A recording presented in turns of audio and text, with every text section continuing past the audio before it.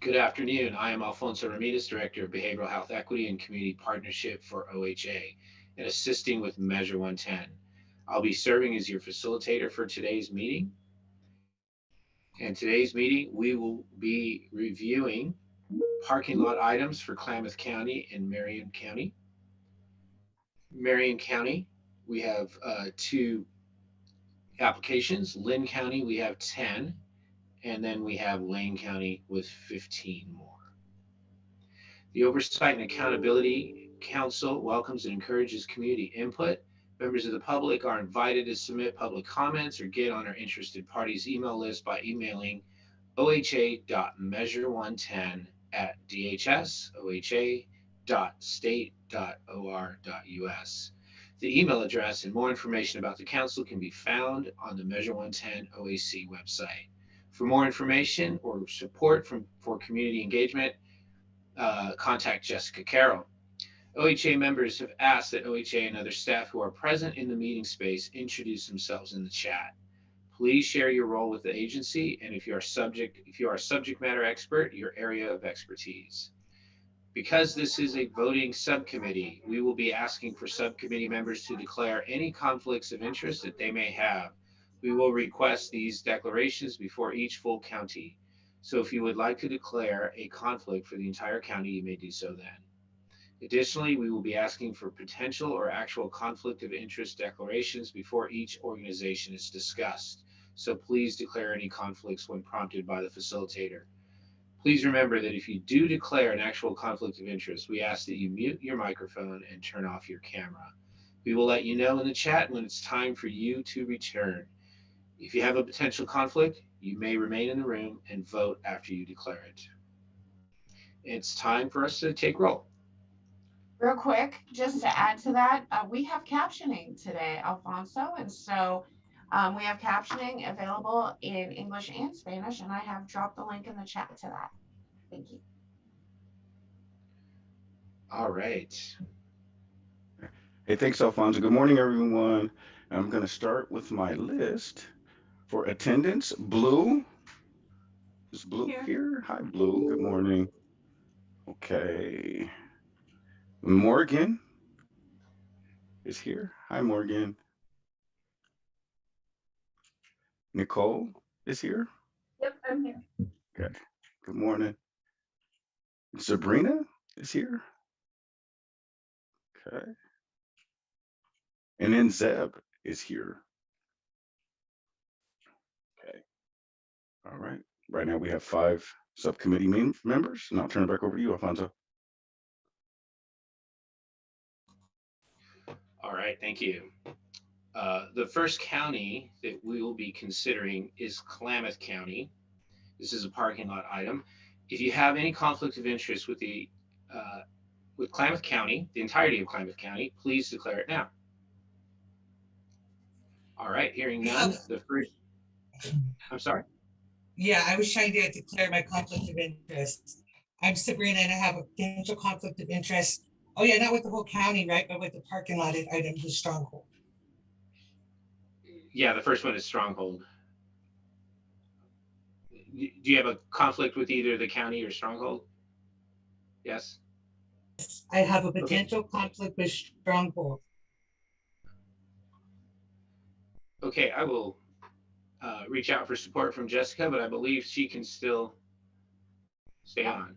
Yep, it's a All right. potential conflict. She has declared it, therefore she can leave her camera on and vote. And would you like me to read off what the stronghold is applying for? Sure. Or do you have that? You don't have? Okay. If you could do that, that'd be great. Absolutely.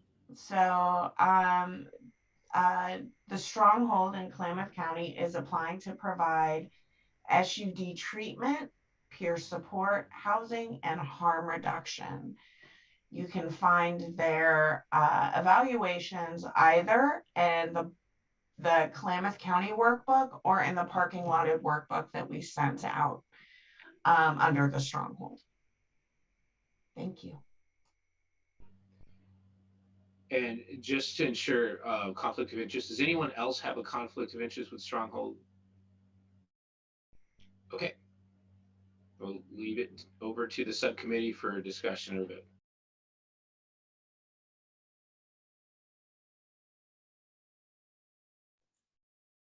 Can we be reminded of the concerns from the last meeting?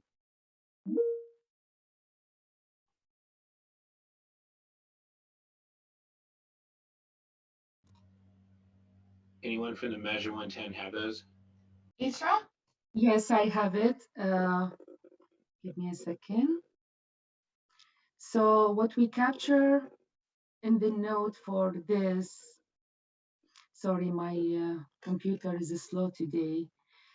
So it's look like we have Morgan would like to read the application. Zeb trying to pull it up, read this application. Sabrina wants to know if this program is for Native American or open to all people.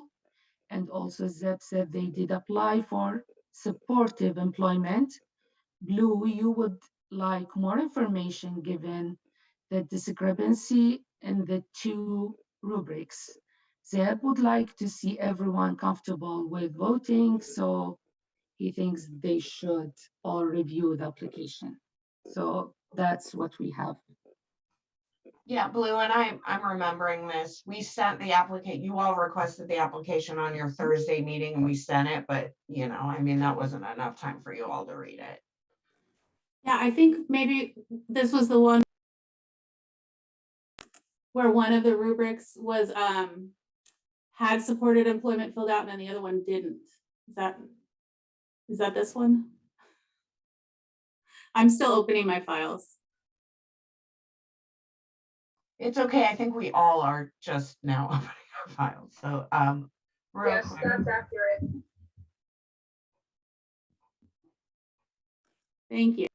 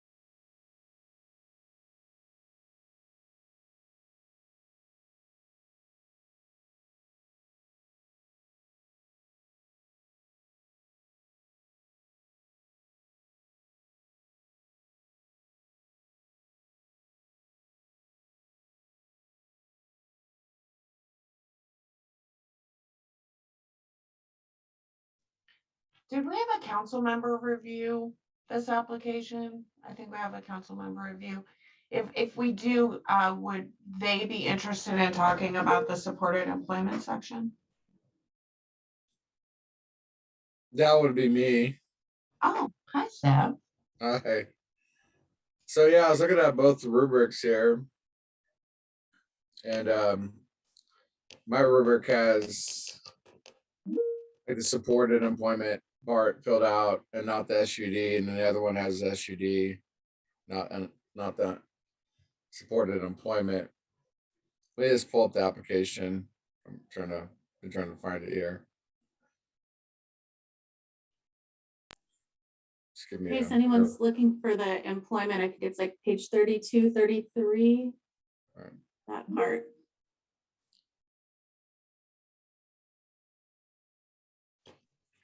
I just want to say from my review of the application, I think what they did was filled out informational pieces for some of the service elements that they're probably not actually seeking funding on. I know like the harm reduction, they refer out to Max's mission. The CADC, I believe it's a referral out as well. I mean, for substance use. So I think some of the service elements, they're just, it looks to me like they put the information in there, but they're not actually.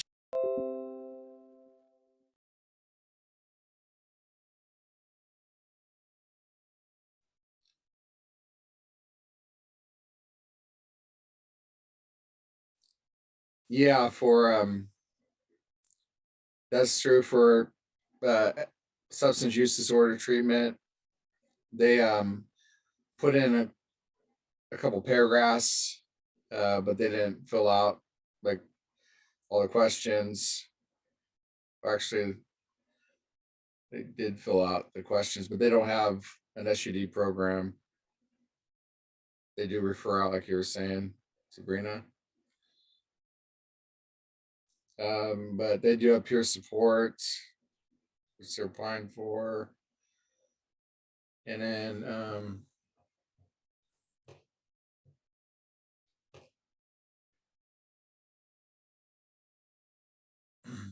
what do you guys think about their housing? Any thoughts on their housing?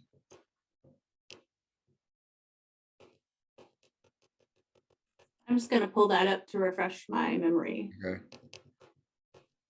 I don't really know Klamath County.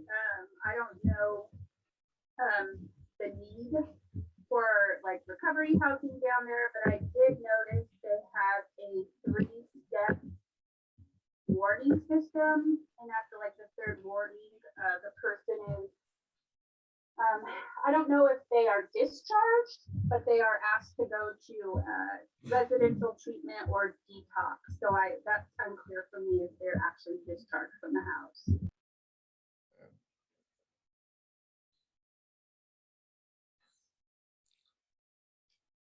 And for their supported employment, they put in their application that they provide access to technological assistance, such as use of the on-site laptop to build resumes, submit online job applications, and apply for personal documents for qualification. They provide on-the-job support, referrals, references for jobs. They provide job interview clothing, gift cards, transportation for clients pursuing employment opportunities. So that's kind of what their supported employment program.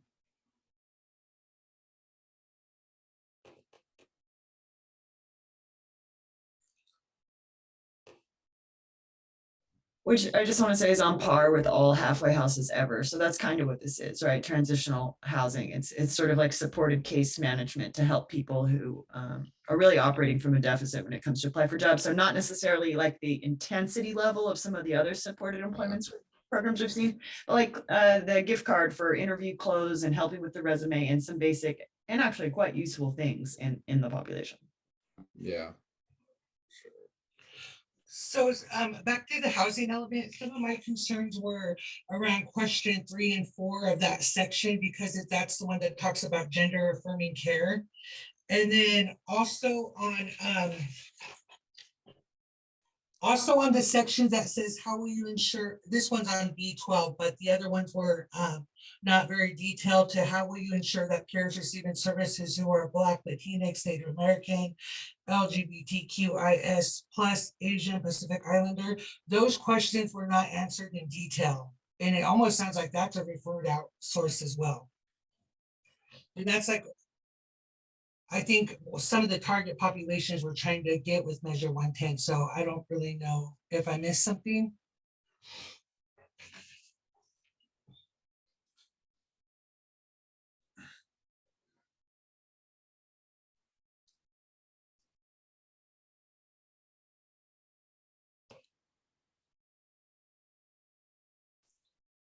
And you're saying that was on E12?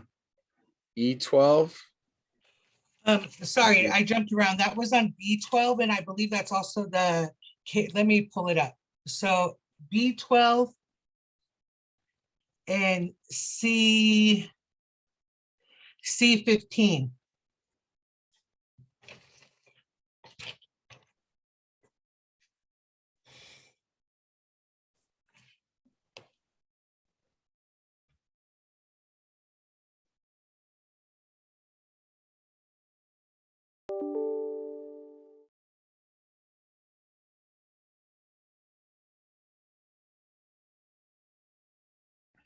C3 does say that they'll house people according to their gender identity in a very succinct way. It doesn't.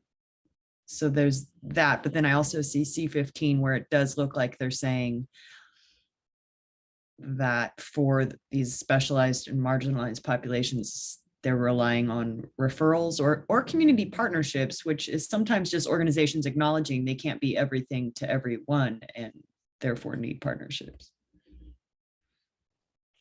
I agree, but I think it's in the chapter 944 rules that's kind of goes along with the housing element. But they say in C3, they clearly say that they'll house everyone regardless of gender identity. So I think I'm remembering one of the rubrics had a concern because they have like communal housing, like people don't get their own rooms. And therefore that wouldn't necessarily feel safe to some folks to be in a group setting.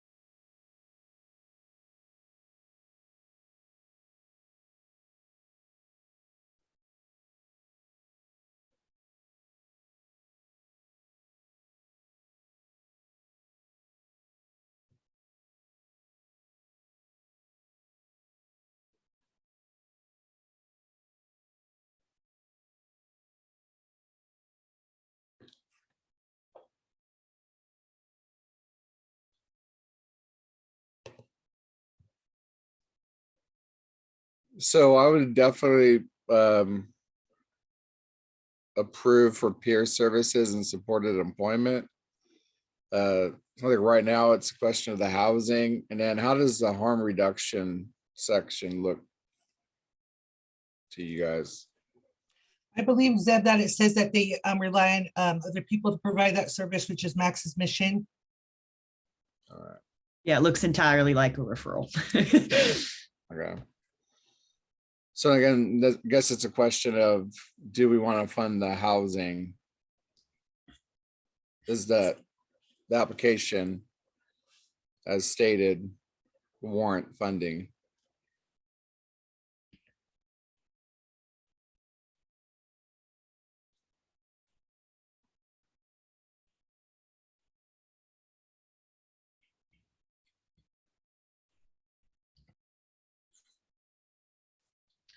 I would be comfortable funding that as long as we make a note that for direct award, we need at least one funding provider that has individual rooms for individuals who might not feel safe in a communal setting.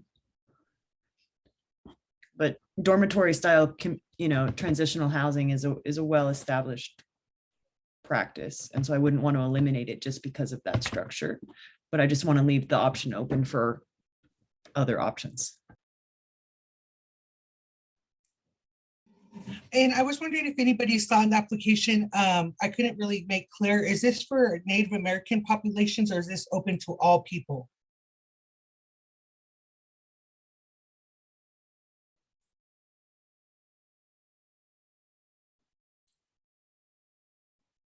Well, the way I read it, it's open to all people, but let me try to find the exact wording real quick.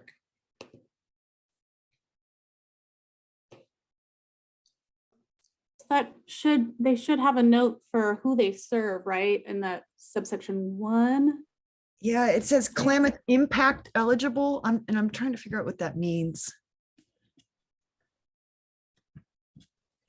I'm not sure what that means either. I couldn't find the definition in the application, but also, yeah, because they're receiving funding from them as of now. I thought that's what it said, or there were some kind of funding related to that up until now, I think.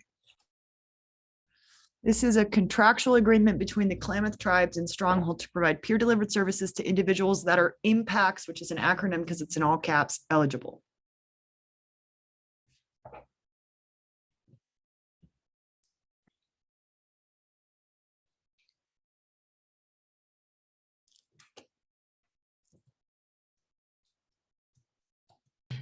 And to be I don't know if this is the route we've been trying to gauge people, but I don't know how many housing first models that we have, if we have any. I don't for this, and I know I'm not trying to just like point that out in this section, but just to think about for myself, housing first options, because some of them seem a little bit more. I'll talk about this later. I apologize. Oh, that's super valid. We need to look at that for every county. Yeah, I have the same concern, Sabrina. It says low barrier housing, but the way they describe it, I think they believe it's low barrier if they allow medication assisted treatments. But it's definitely, they will only house people who are trying to be abstinent or who are abstinent. So it's definitely important to have low barrier. Yeah, that would be my concern, because I mean, who's going to provide that services? Is that something this organization would be willing to talk about during contract? Is it for Native Americans, or is it open to the public? Is that many beds feasible? I couldn't understand how many beds they're actually looking for. On the application, it says. So those are some of the questions that I would have, like if we got to the contract process. So from what I'm reading from the Oregon.gov, impact stands for improving people's access to community-based treatment, supports and services. So it says to address shortage of comprehensive community supports and services for individuals with mental health or substance use disorders, leading to their involvement with the criminal justice system, hospitalizations, institutional placements by awarding grants to counties or Oregon federally recognized Indian tribes to establish evidence-based and tribal-based programs to provide needed supports and services. So that's what impacts stands for. So Sabrina, on in the application on page 11, they did call out Klamath tribe, but on page 13, they listed the populations they serve, and it is pretty diverse, and it looks like it's open to everybody based on what they list on page 13.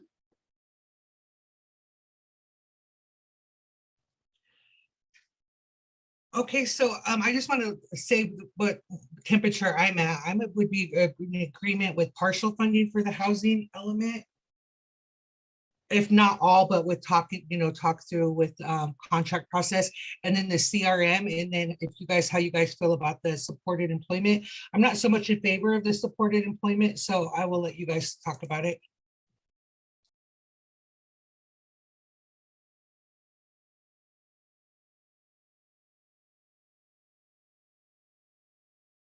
So I'm not looking at their budget, but that supported employment should be a fairly low budget style of supported employment because it's low. But I would support that. That's the type of supported employment that I engaged with when I got out of prison at the halfway house, and I found it very helpful. So that sort of style, just like very basic, prep you for an interview. Here's how to write a resume. I haven't used a computer in 5 years, that sort of thing. So I definitely see value in that, as long as the budget asks is in alignment with the fact it's not a very intensive program. If they're asking for a whole bunch of money to do that, that's inappropriate.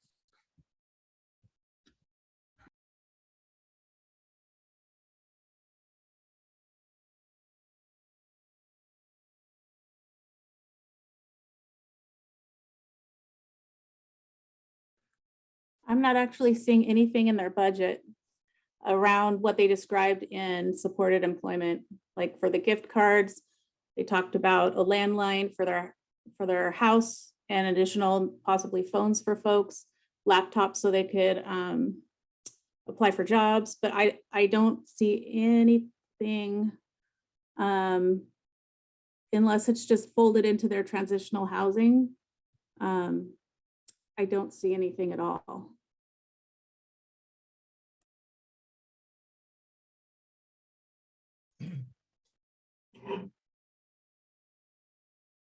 I don't see anything at all regarding that either, Blue.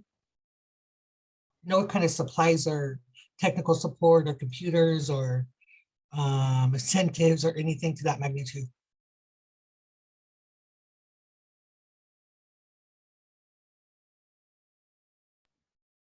So could we just partially fund this organization for the services that they're actually going to be providing? And since they didn't budget anything for supported employment, I mean, even when we say we're funding them for supported employment, most of their expenditures will be for the transitional housing and the peers, no matter what.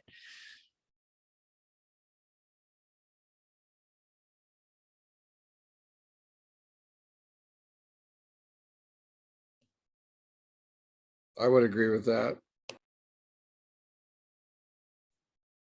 And I agree with Sabrina to partially fund though.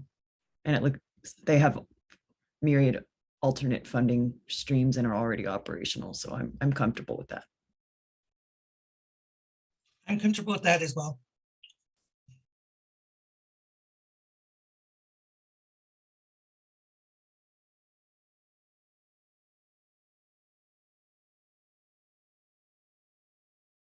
So I guess the question is then, so what are we partially funding? We're funding peers, and then what else? I believe we're partially funding housing. Those two elements are the ones that look like that's where they're really doing the work at. And I say partially funding because they already have income source coming in from the impacts, the tribes, and if impacts is connected with community corrections, as you said, Zeb. So I'd agree with partial. And I'm comfortable ticking those supported employment box too, because there's not much financial aspect there, but there is tangible benefit.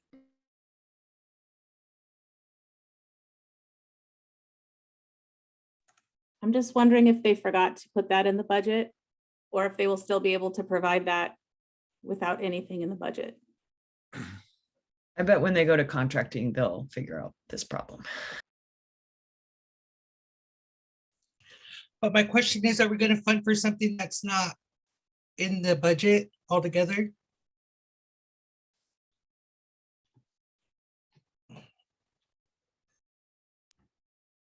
I think that they put this probably in the transitional.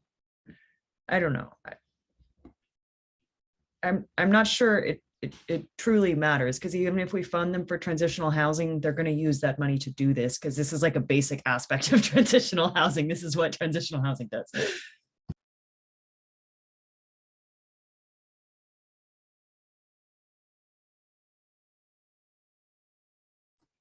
Can I ask a quick question? So they didn't apply for any funding for it. And Morgan just said it's part of a traditional transitional kind of housing approach. I'm sorry, I'm multitasking. I just wanted to make sure I was following. I'm comfortable. We could just leave that part out then, and they can do it out of the kindness of their hearts, whatever y'all are most comfortable with. I think we're like 99% in agreement here. So let's just make a bureaucratic decision and move forward, because yeah, like Sabrina says, it's not in the budget, so it doesn't really matter, I don't think. And I think if it's folded into their transitional housing by funding that transitional housing, I would be comfortable just funding transitional housing and peer support. And, you know, if they give extra supports to people in transitional housing, that's great. So I would like to put a motion on the table to partially fund the Stronghold of Klamath Falls for housing and peer support. I will second that. Okay, we'll turn it over to Walter for the vote. That motion, did you get the motion, Walter?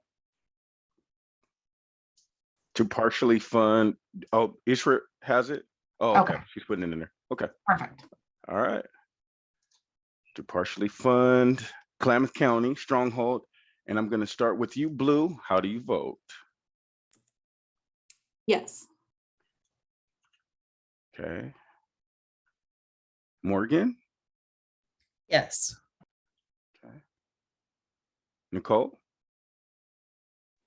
I vote yes. Thank you. Sabrina? I vote yes. Okay. And Zeb? Yes. All right. That vote passes with 5 yes. That motion is to partially fund Klamath Stronghold. and that's peer support in housing. Turn it back over to you, Alfonso. I had a real quick question, and that was for the Klamath County burn, not the Klamath Tribal burn, correct? Which does make a difference with partnership and stuff. I'm sorry, Sabrina, what was that question? I said that's the Klamath County burn, correct? Not the Klamath County tribal burn.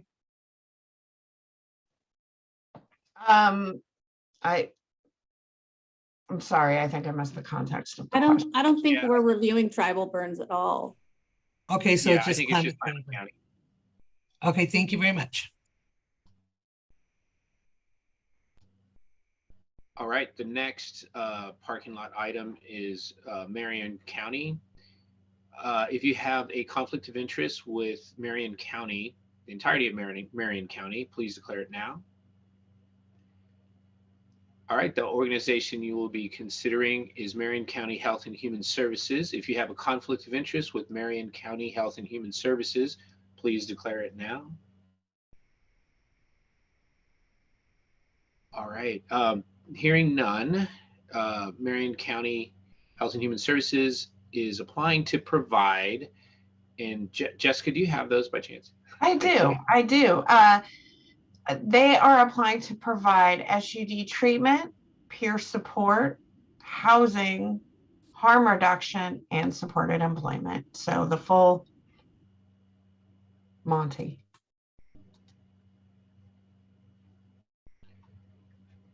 Do you have the recommendations from the two reviewers? I do. Well, maybe I do. I may not. One of them say yes, and the other one say partial.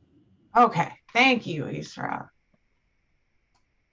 All right, and you can find the rubrics in the parking lot rubrics that were sent to you in that workbook under the Marion County HHS1 and Marion County HS2 tabs. And we'll turn it over to the committee for discussion or vote.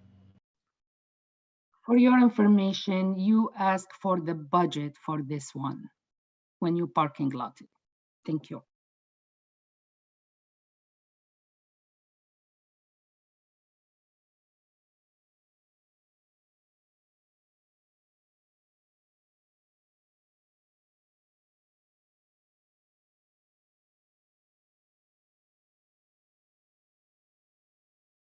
I'm sorry, I don't think I'm seeing the right email. I know I looked at this budget very carefully when it was first sent. Can anyone tell me what day that was?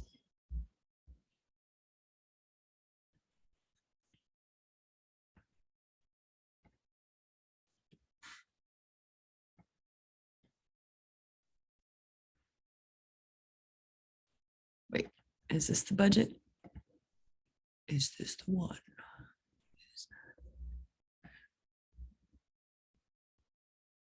No, I know I saw it. Does anybody else have that email? I don't think I was copied on it, but I can also try to resend it if nobody has that date. I'm thinking it should have been the date that you all parking lotted it, which would be last Thursday. Toggling so many different screens here, sorry. I'm sorry. It's the 29th of April. 20. That would have been Friday. This is, yeah, when this parking lot. Oh, did I say Thursday? I'm sorry. I meant to It's say a Friday, yeah. What is the headline, the subject of the email? It's Marion County HHS app materials for review, and it was sent. I don't see a timestamp. I'm sure there is one. Got it. Got it. I see it. Thank you, Blue. Yep.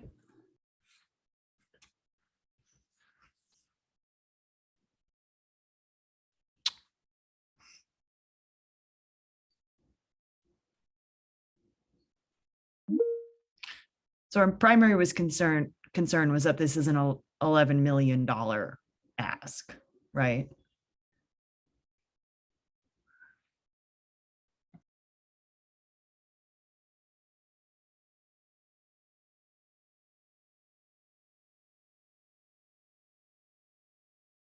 They're looking to add a lot of staff immediately as well. Like the 6 mental health associates and 7 addiction recovery mentors. Yeah, and 4 CADCs, it looks like.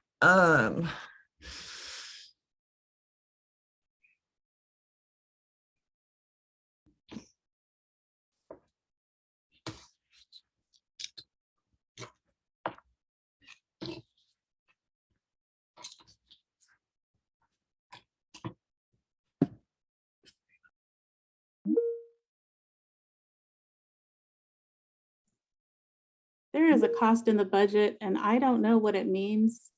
It is it row 25 CBO contracts to support specific populations. I'm not sure what that means.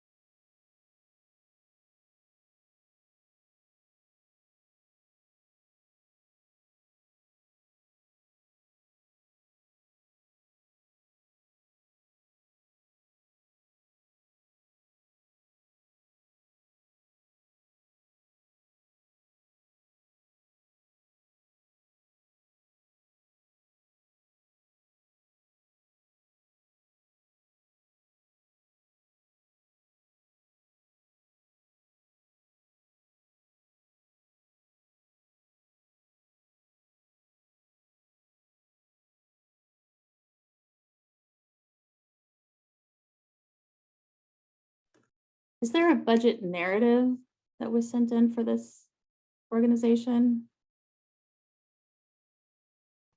Checking on that right now.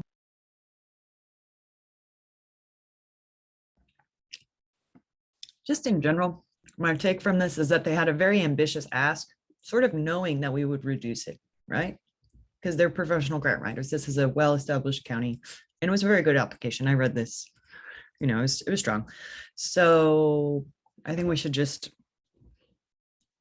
partially fund them, because just honest, from a sustainable growth perspective, that's a lot of staff to add quickly and still have high quality assurance maintained, especially when historically maybe the county wasn't the most low barrier of providers.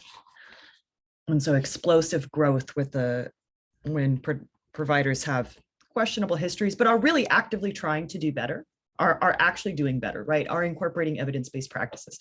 But I think that's really a time when we need to look at the sustainability of their level of growth. And to answer your question, Blue, there is no budget narrative that was supplied.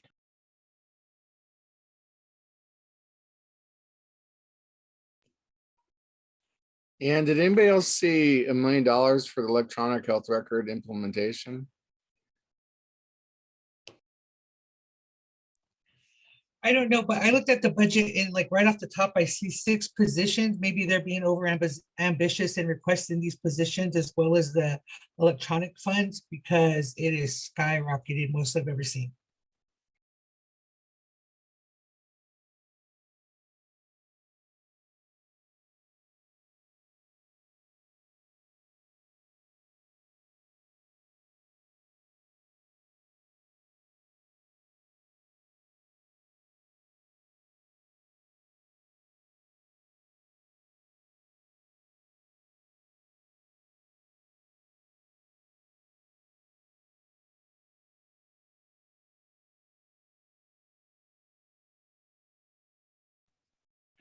And one of the first budget items on their budget for one full-time position is $10,000 a month.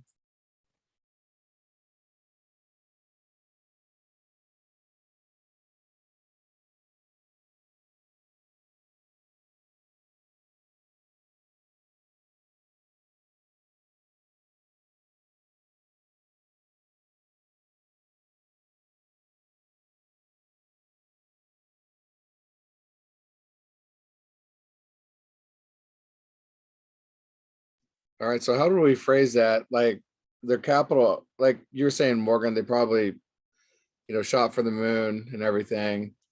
So they asked for everything like possible. The capital outlay costs are really high.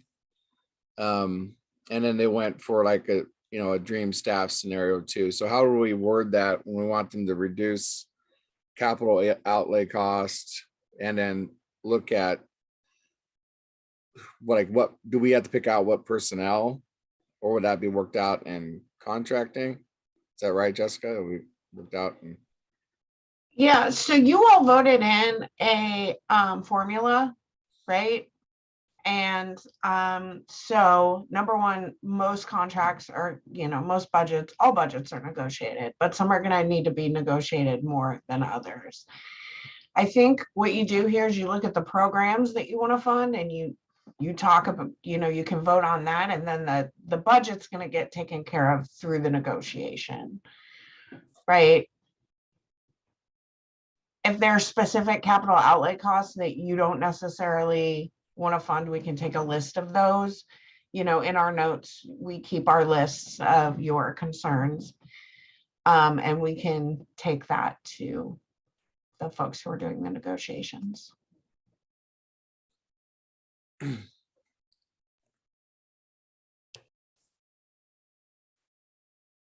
So in looking at the application, they refer out for harm reduction. So I'm not really sure why they filled out that section. And a lot of their answers are not actually related to a harm reduction intervention, but it says they refer to Max's mission and Prime Plus for harm reduction. So I'm not clear why they filled that section out, because the answers are really not. It goes into talking about their housing and having low barrier housing, but it doesn't really look like they're providing any kind of harm reduction. It says their interventions will link to their Prime Plus, LEAD, SOAR, and CRMs and CADCs. So I don't see anything that's a direct service in that section. All right, Joe, I got to hop off for this call. I'll be back. I support you, whatever decision you, if you're short on a vote, text me and I'll end my call sooner.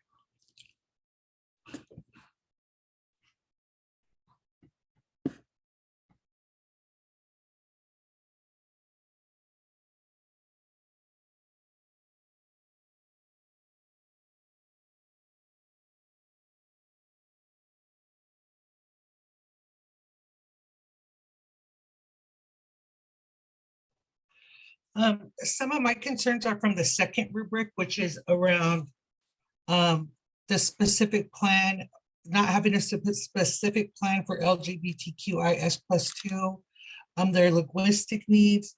And then on 46C of the second rubric, I got to pull it up for 1 second. Oh yeah, it says does not describe specifics on how they will serve the LGBTQ plus population, nor does it discuss serving the BIPOC community.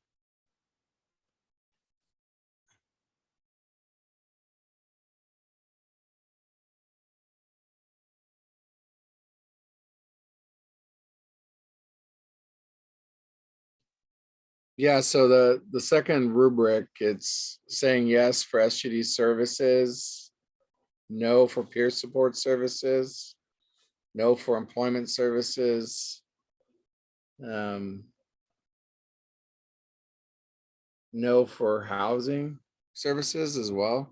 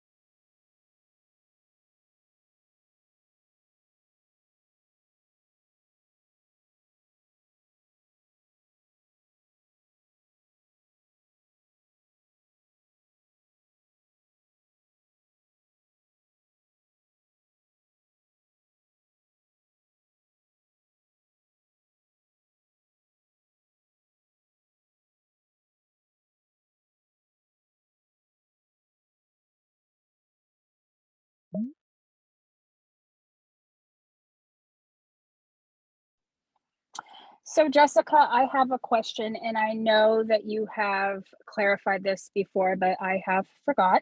In regards to, excuse me, what Sabrina stated about the LGBTQ plus community and BIPOC communities and the lack of clarity on how they are going to support them, are we able to find out more information, or do you have any more information on that?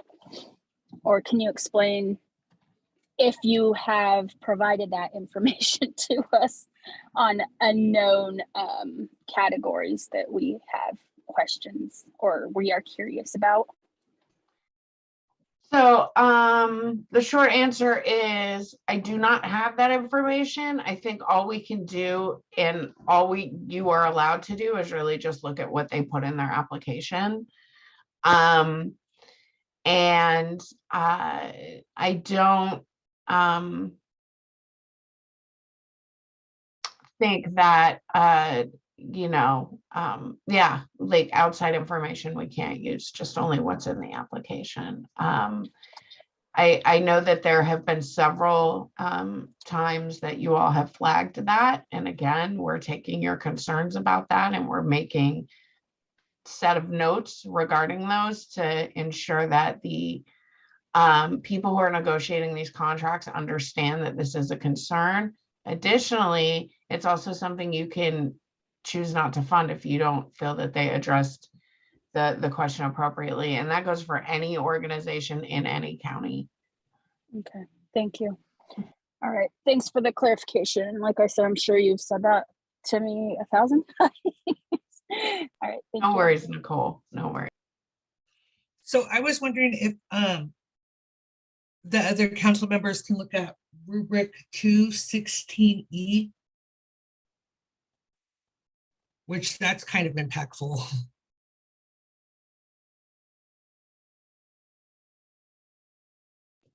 Could you say that again, please? Sorry. Yeah, it's such a short, it's hard for me to toggle back and forth. So, but it's 16E is an elephant about the proposal and implementation.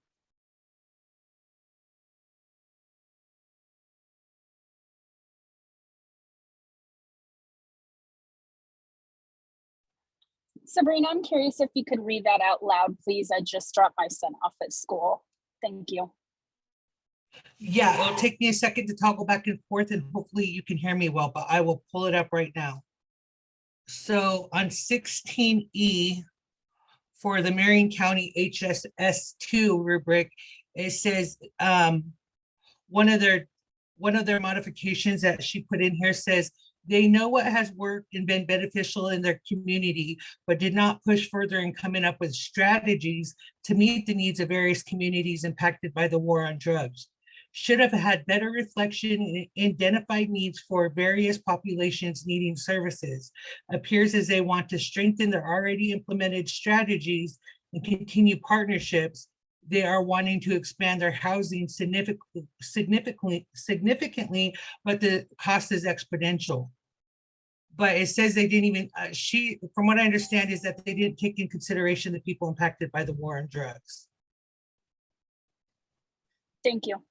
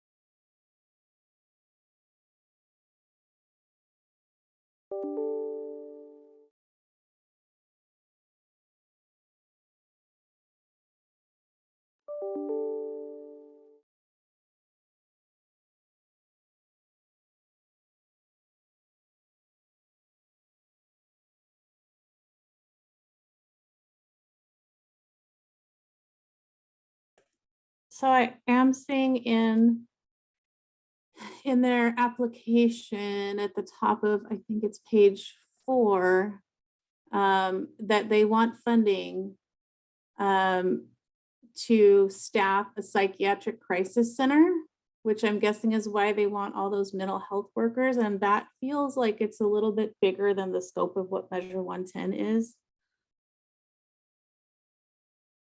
I'm sure it's needed.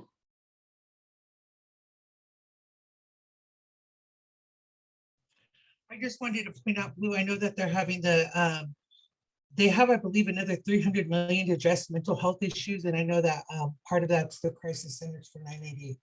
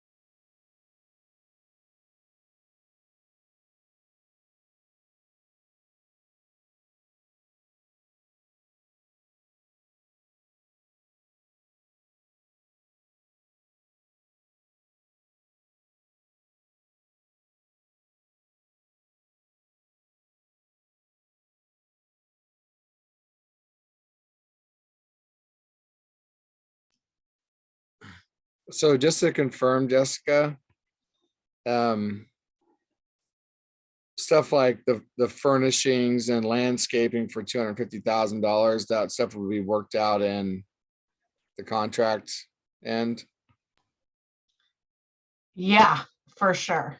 Yep. all right.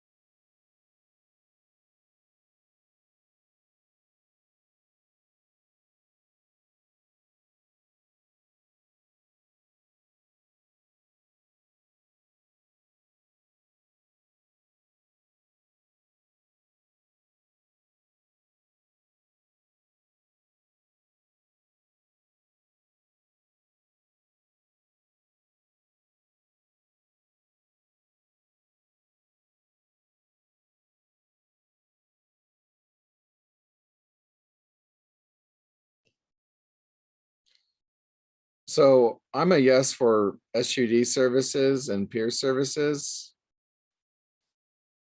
I'm not sure what the rest of you are thinking on the other categories. I'm in I feel- agreement with you, Zeb. I feel comfortable, but I'm not sure what category they put the crisis center in, but I have concerns around funding that, and I don't know if we would need to call that out, like that it's not included. But that's my only concern, is I don't know what category they might have.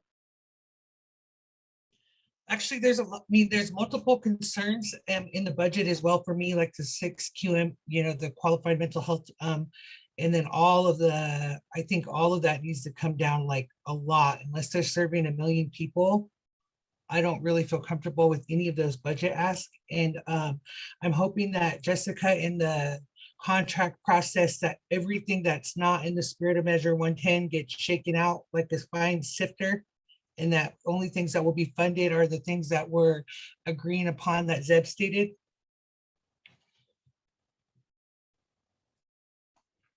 Yeah, again, we're taking note of your concerns, where everything needs to be in line and in rule with Measure 110 before they would get funding for that. And then also to address all the other concerns, and I know that you guys are nicely taking notes about the LGBTQ, and then addressing the people harmed by the war on drugs.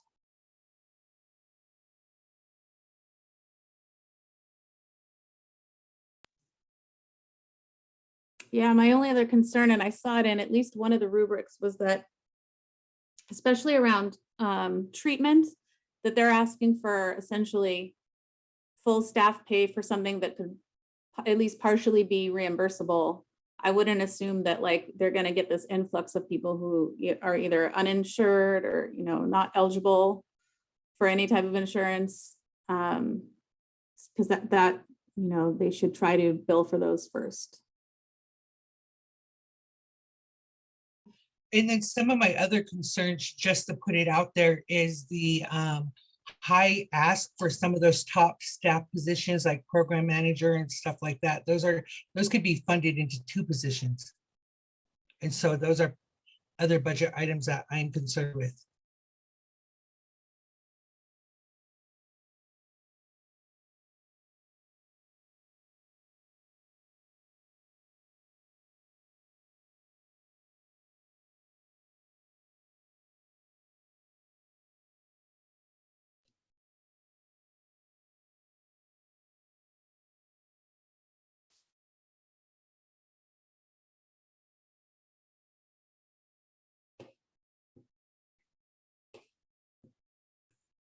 I definitely feel comfortable with peer support getting funded. I know that it can be really difficult, if not impossible, to be reimbursed for peer support if the person is not engaged actively in treatment. And I know I've definitely seen people working outside of that scope as peer support workers, and it can definitely be really helpful. So I would feel comfortable funding them for peer support.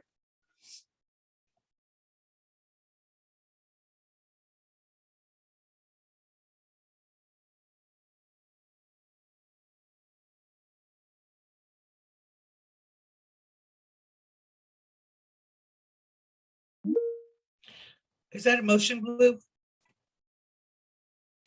We'll try it. I'd like to make a motion to fund let me get the full Marion County Health and Human Services for peer support.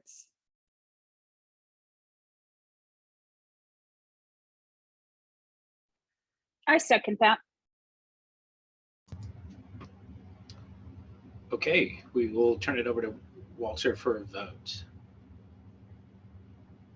Okay. All right.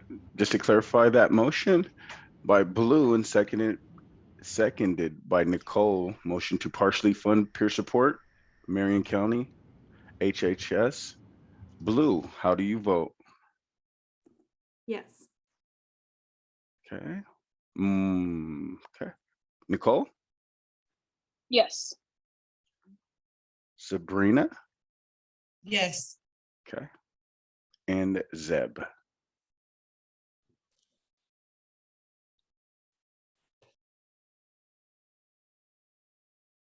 Oh, Zeb, you just went off of, you put yourself on mute.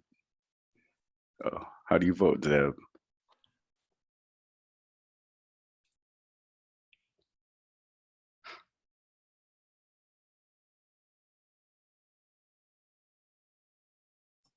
Deb, can you hear us? Yeah, sorry, I'm just my Oh, brain's okay. right now. I just wanted to make sure. I didn't know if you were frozen. You looked a little frozen. No.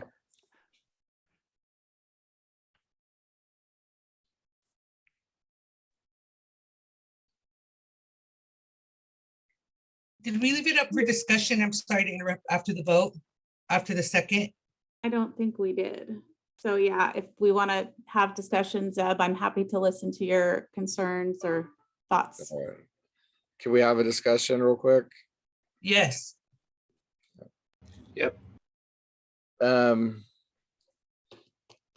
me, I think the budgets are obviously going to be a concern that, and they're going to be noted for sure in the contract phase. I just think that I would like to fund for both the SUD and the peers, just because the scope is broad with SUDs. They have MAT program, outpatient, all that stuff. And I would kind of like to see both of those funded. I'm not sure what you guys' thoughts on that are.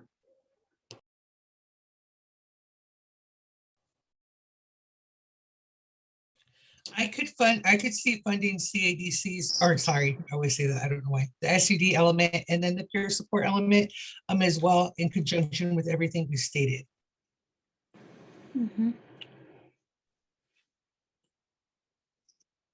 I would Are feel you comfortable. Oh, go ahead. Oh, I was just gonna ask, are you making a motion, Zeb? But go ahead.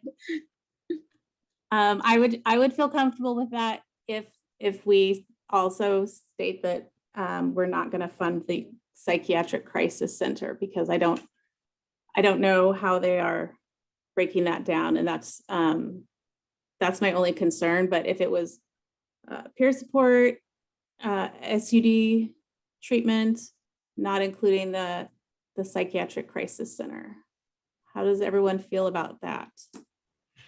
Yeah, because I have a couple of other questions, like in the rubric as well, or the budget, like what are addiction associates, like positions like that? They're asking for 4 of them and stuff to that magnitude. I'd really like a lot of definition and clarity of how that's going to support the burn and their funding. But other than that, I'm in alignment with what you just said, Blue.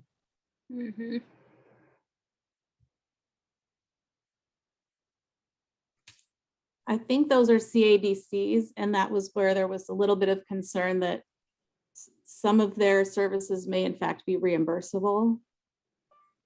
But I mean, obviously, I know we call out like that this can't be used to, what is it, supplant funding? It is a plant.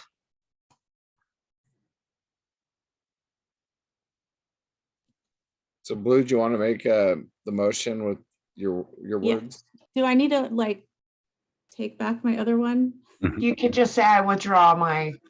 Okay, so I'd like to withdraw my previous motion and make a motion to fund Marion County Health and Human Services for substance use disorder treatment and peer support, but not including their psychiatric crisis center.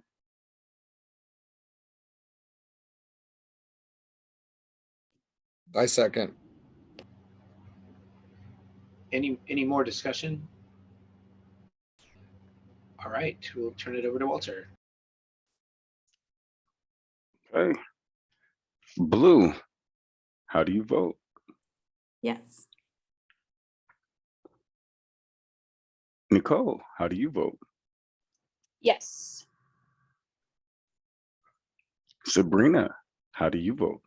I vote yes. Okay. And Zeb, how do you vote? Yes. All right. That vote passes with 4. Motion to fund Marion County HHS for PSSUD, not including Psychiatric Crisis Center. Back over to you, Alfonso. All right, it is now 10:25. Would you all like a 5-minute break Or a 10 All minute right. break. or 10-minute break? 10-minute break, or It's up to the group. what do you all want? 5 or 10 minutes? 10. All right, let's do 10, and we'll be back at 11:36.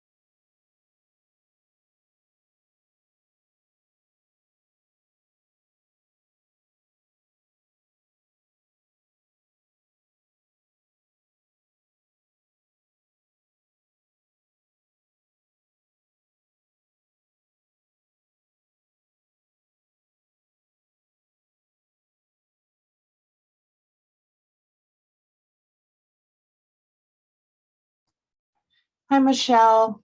Thank you for being here. I'm gonna assign you. There you go.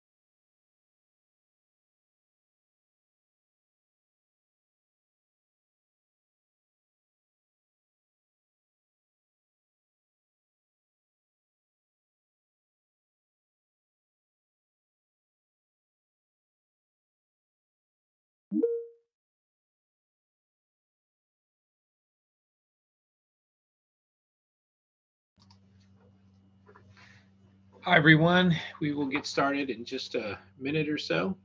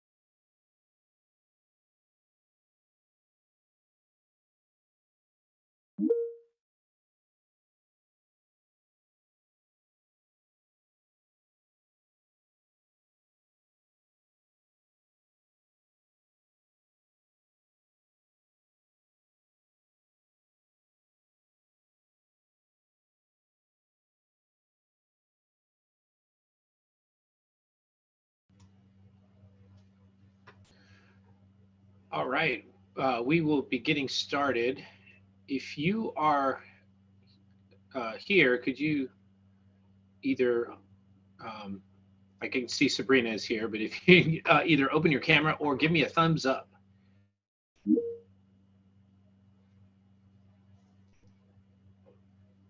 Walter's here. Blue's here.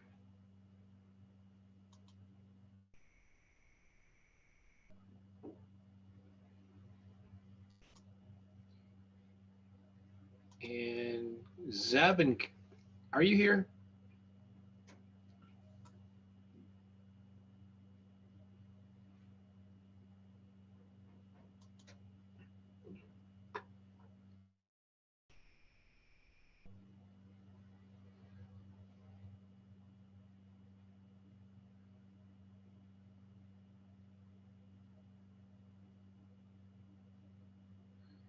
Yeah, I do not see Nicole. Yeah, so it looks like we have Blue, Sabrina, and Zeb. We lost Nicole, which means we lost quorum. Let me make a chat or a text once. Mhm. I think Morgan had said too, also in between her call that we could text her, so I could do that also. Thank you.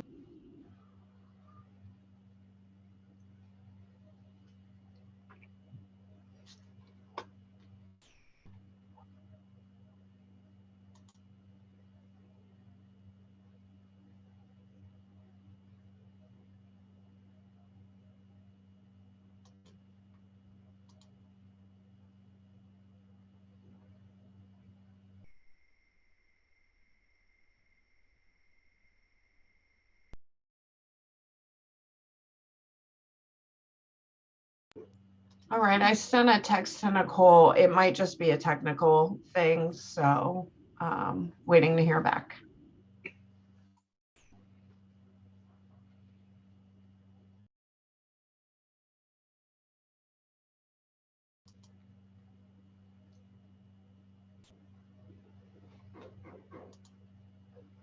And just to let the subcommittee members know who are here, we have, oh, it looks like we lost her.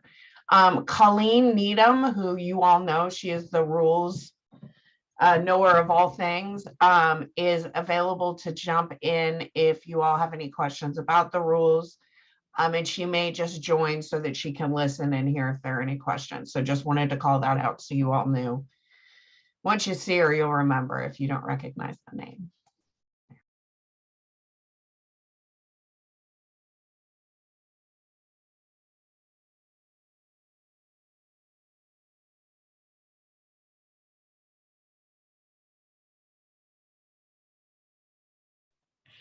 I'm going to be here, but I'm going to turn my camera off until we can figure out what we're going to do.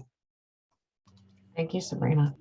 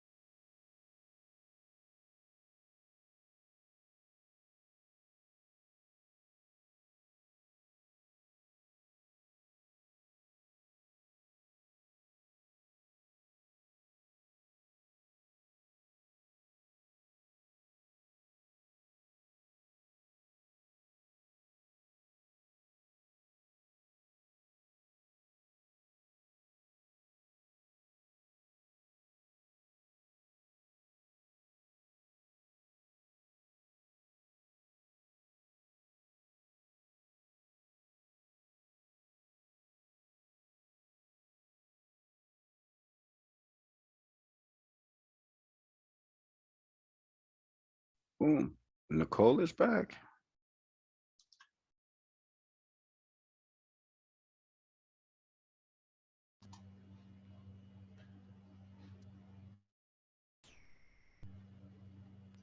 Welcome back. Hello. All right. So we have, oh, and Morgan Morgan's is, back. You text and I shall respond.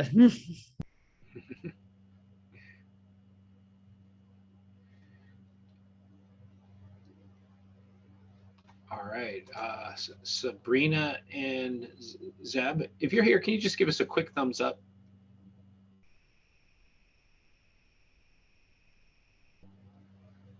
Oh, there's Sabrina, Nicole, Morgan. Zeb, any way you could give us a quick thumbs up if you're here?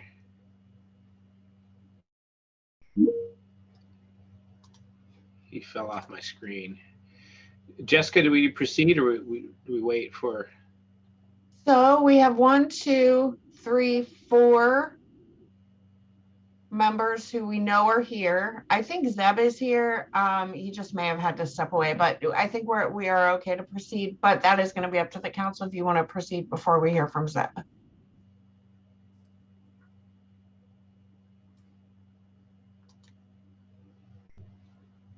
Is that a yes? I saw Sabrina nod. Anybody else feel any type of way?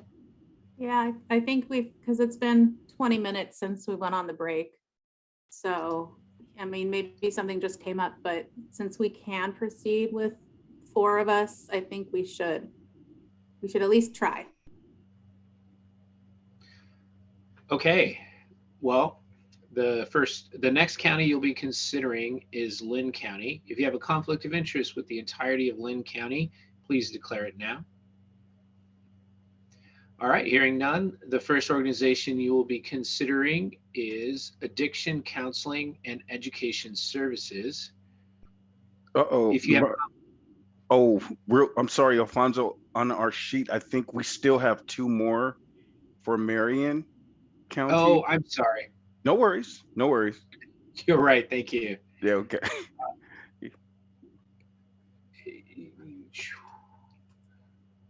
Pathfinder Club and Youth Lead. Yes, sir. Thanks, Alfonso.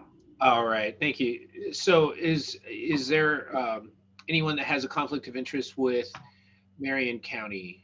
I think we covered that actually the last time and no one did. So the next organization that we'll be talking about is Pathfinder Club. Does anyone have a conflict of interest with Pathfinder Club? All right, they are applying for peer support services, and the 2 recommendations from our reviewers were both yes.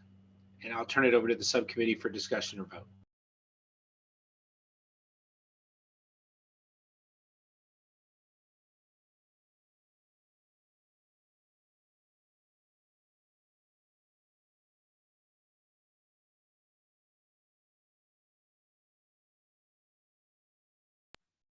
I'm sorry. I was finishing up my previous email. What county is this?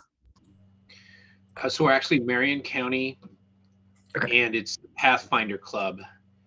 And you can find those rubrics in the Marion County workbook under Pathfinders 1 and Pathfinders 2. It's a workbook entitled Marion for 5.5.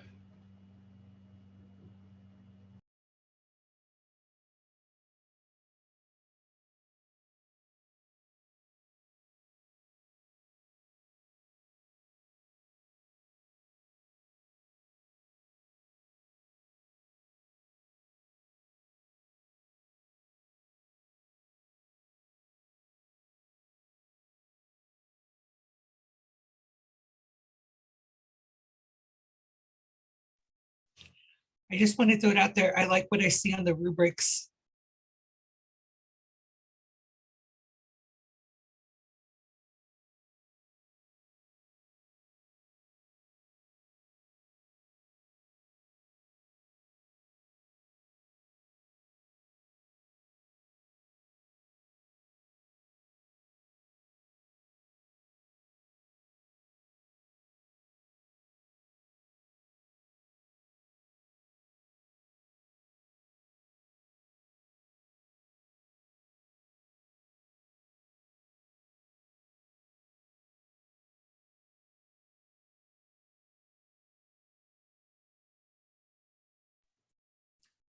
Yeah, this looks like a pretty solid peer support program to me.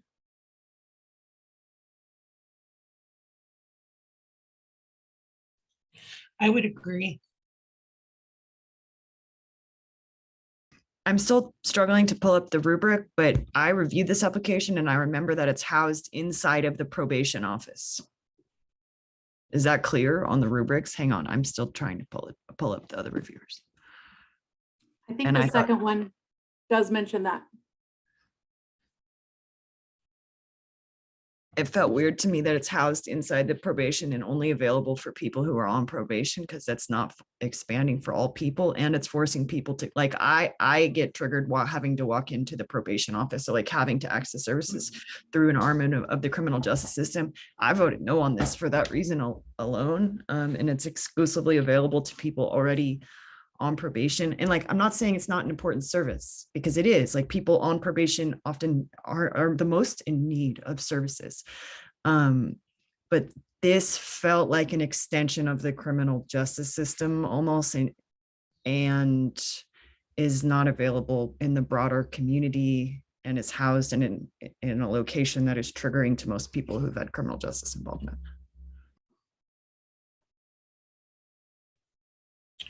I would feel comfortable tabling it then possibly and getting the application so we can read it. Just because by the weight of the rubric and by what Morgan says, it's, you know, I value Morgan's opinion totally, but also the rubrics say yes in every element. So I wouldn't be able to get my own consensus if I can't look at the application. I'm totally okay with doing that as well, because the rubrics do read a little bit differently than what Morgan explained. And so I think if we get the applications, we can get a better picture.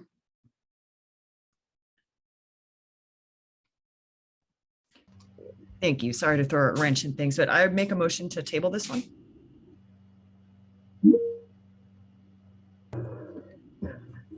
I second that.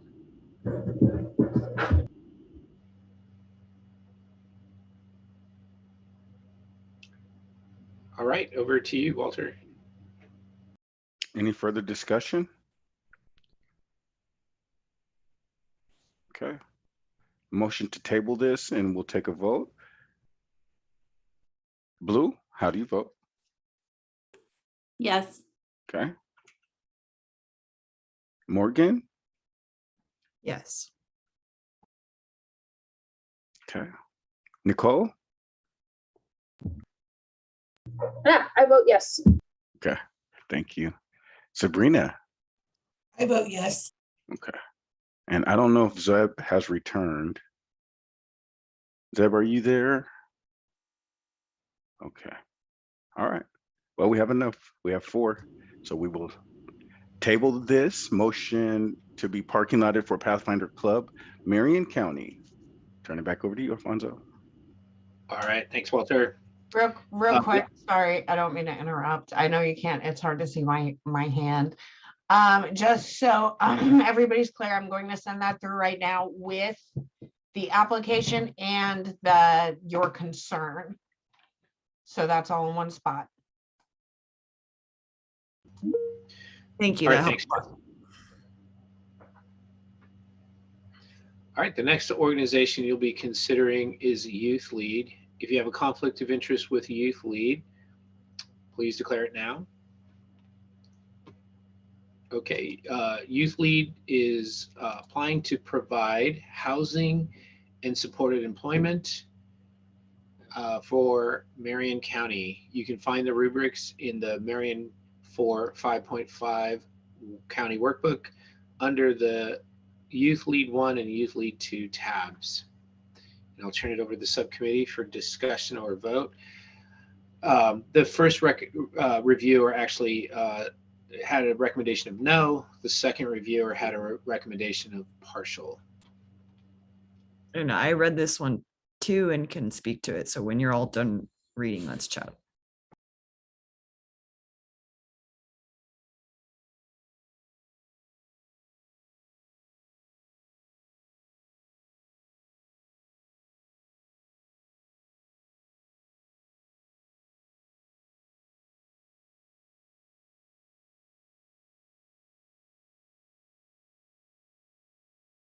I'm sorry, I got pulled away for a couple minutes there. What rubric are we on? What organization are we on?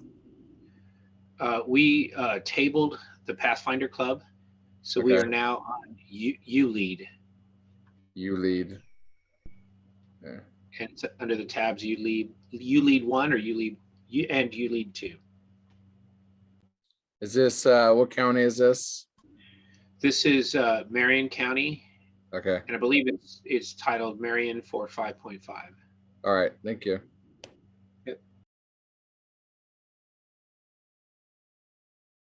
But slightly confusingly, the heading of the email is urgent for review Lane/Sherman, but it's in there.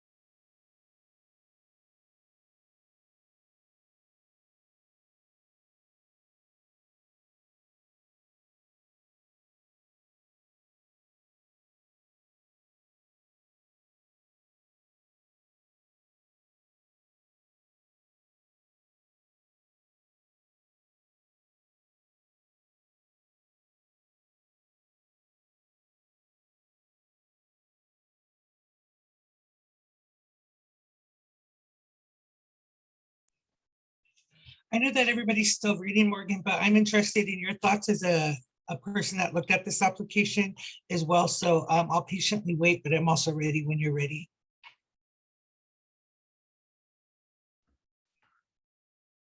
Yeah, just when everyone else is, just let me know.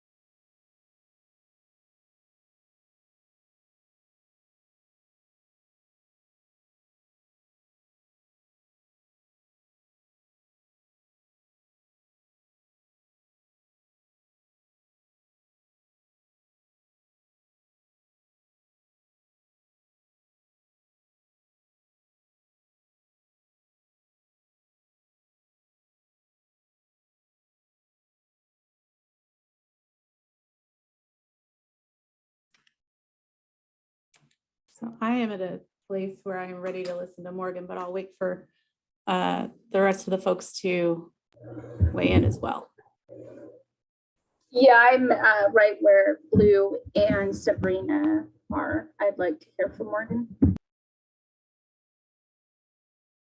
that a yes, Seb? Okay. So I review, most of my concerns are reflected in reviewer number 1. This was an incredibly expansive wraparound psychology program that focuses almost more on the children and families, but it used stigmatizing language repeatedly, had huge budget ask for like on-site psychologists. It just is not in alignment with Measure 110. It is like a family, it's like a mental health program, and that's reflected in the budget by the types of staff people being requested. But it used stigmatizing language repeatedly, and just simply it doesn't focus on substance use disorder treatment, not in the way that we're seeking in Measure 110. And a lot of the same concerns I had are reflected in the rubric number 1.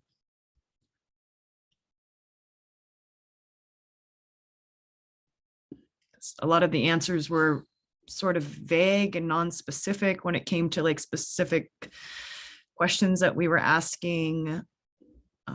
It's like they tried to modify a program that they already wanted to do just by like changing some words to get Measure 110 funding. I don't know. It wasn't a good fit.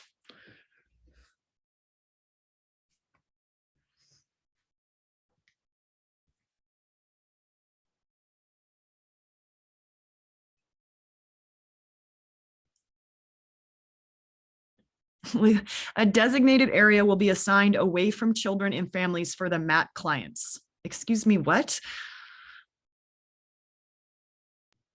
Ew. Do we put the diabetics in a different area because they're on insulin? That's wild. Like, oh, this is our diabetic hall. Like, no, we would never do that. I don't mean to laugh, but I'm in agreement. We're good. Yeah. And so there's just a few sort of sentences like that that were indicative of a deeper philosophical misalignment with Measure 110.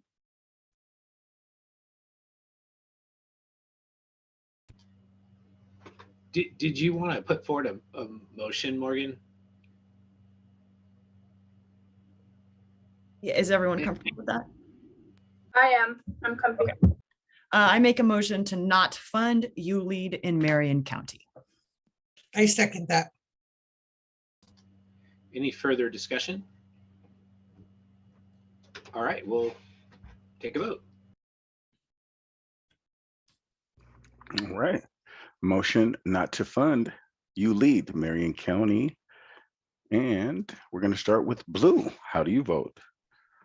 Yes. Okay.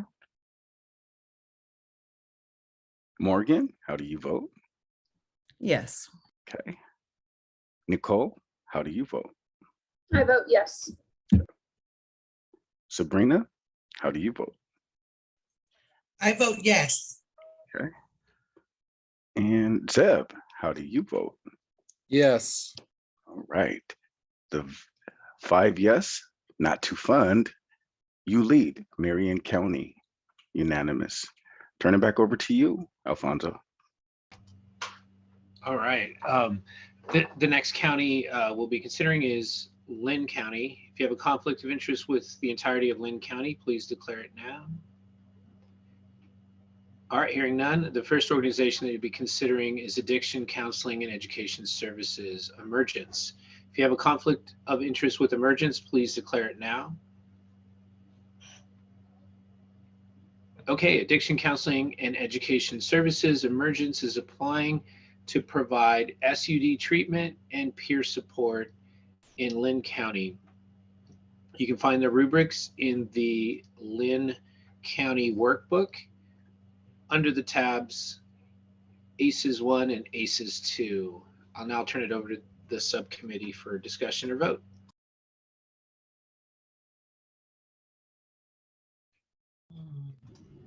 And I apologize. The first recommendation was a yes from the reviewers, and the second recommendation was yes.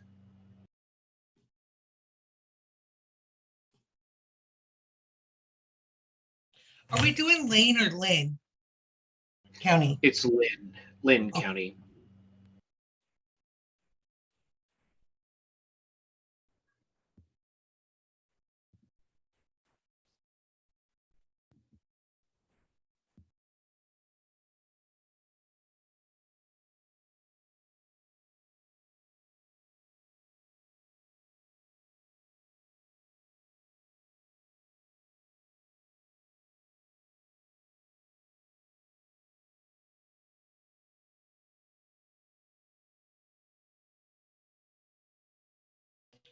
And I can't find it. I see Lane and Sherman, but I don't see Lynn.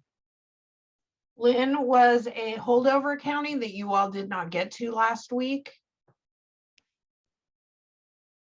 Search for Lynn, Marion, and Columbia. It says Columbia, Lynn, and Marion County rubrics. That's the subject line. Columbia, Lynn, and Marion County. From April 27th.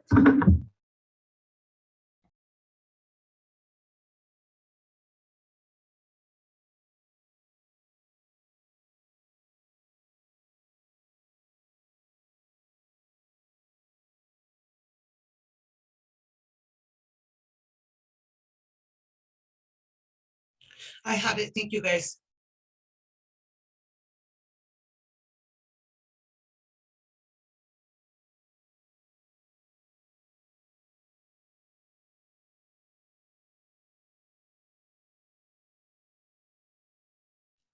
And we're doing aces first. Is that what we're doing?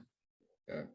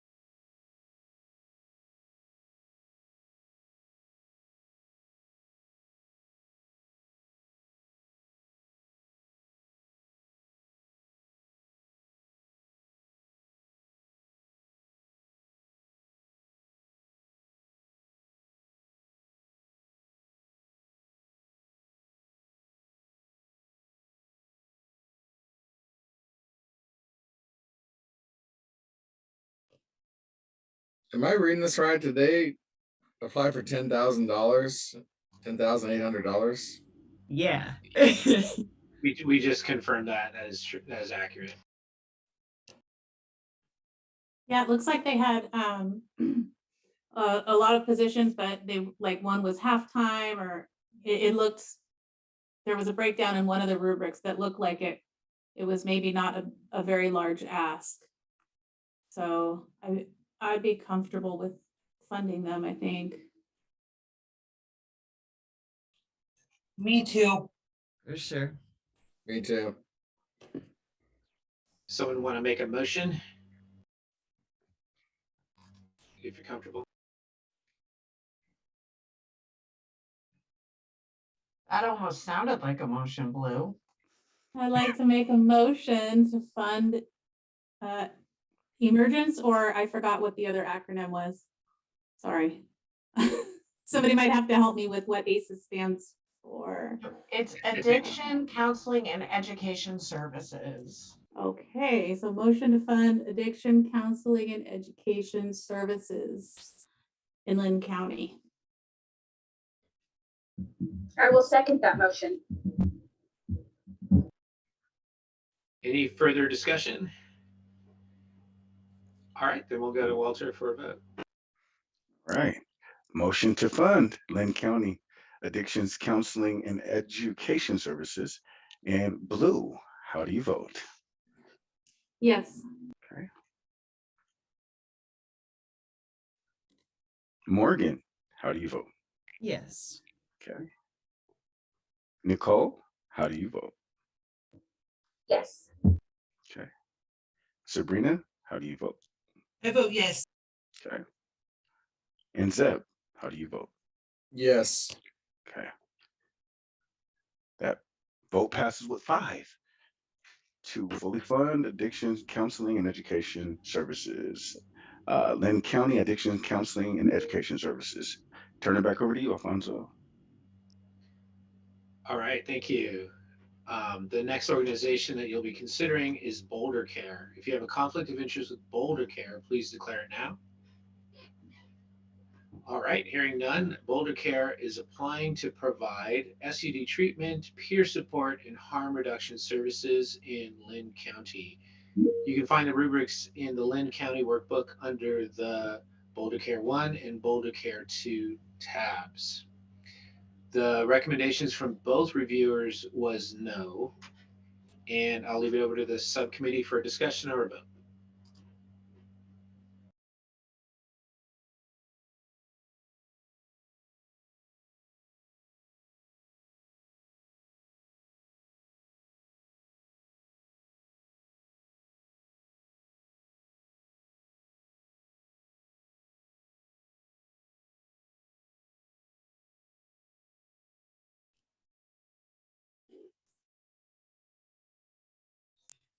Did you say both of the recommendations were no?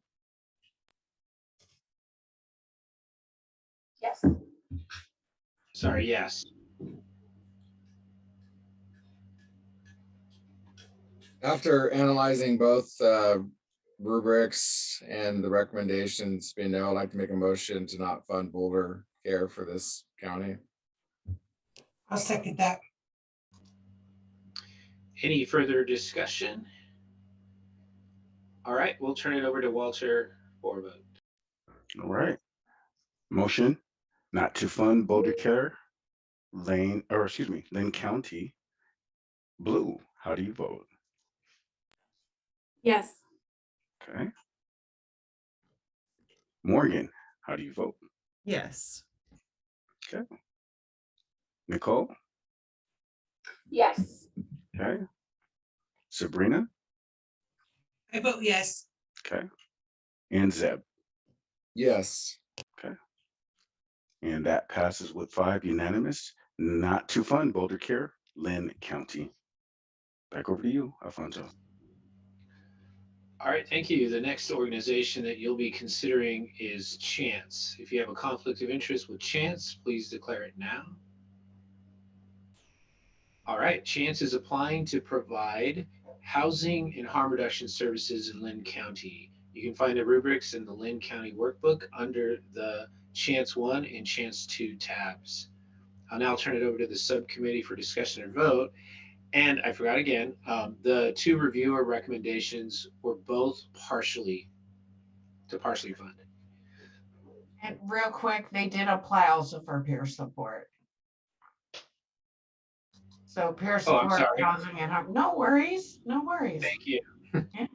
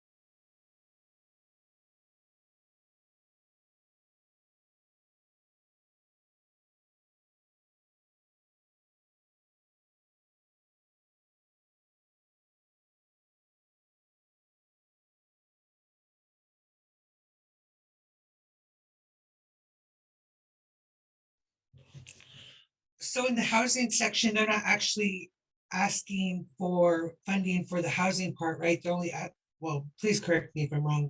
They're actually only asking, they're asking for money for motel vouchers. Is that what that is?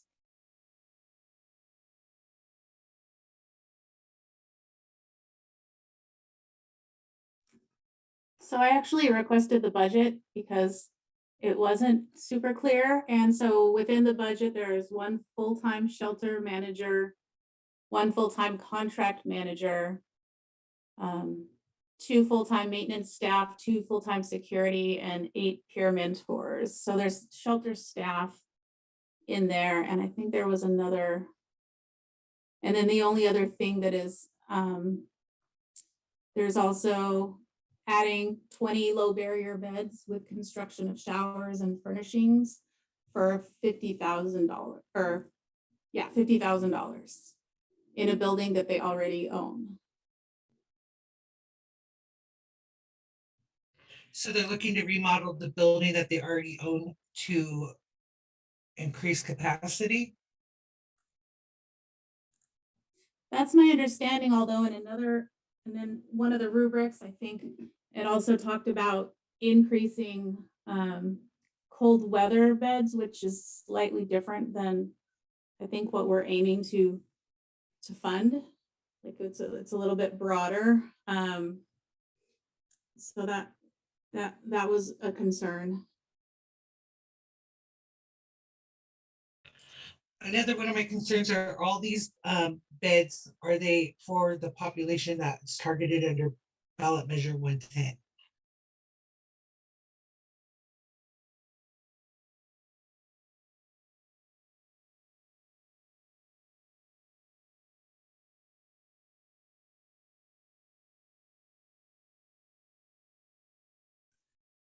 It looks like there's a lot of concerns in the one of the rubrics, chance one, around how they will serve populations most affected by the war on drugs, that there weren't really specific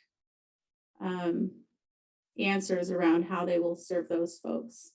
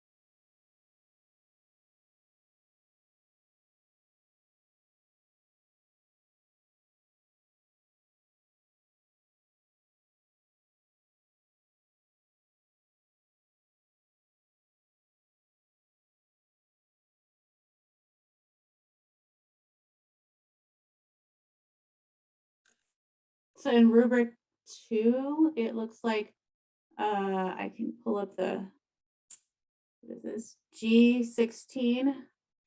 It notes that $1.3 million of the ask is for hotel beds, and that we might want to consider if that's the best use of funding for the hotel vouchers.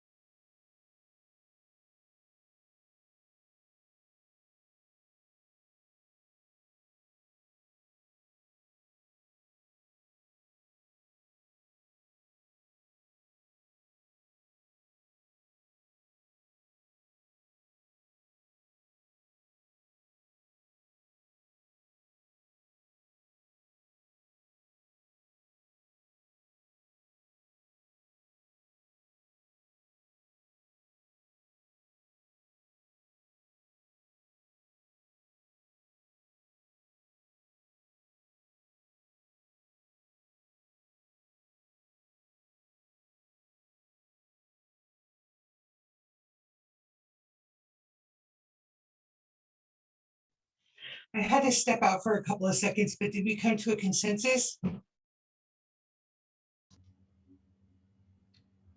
No, we didn't.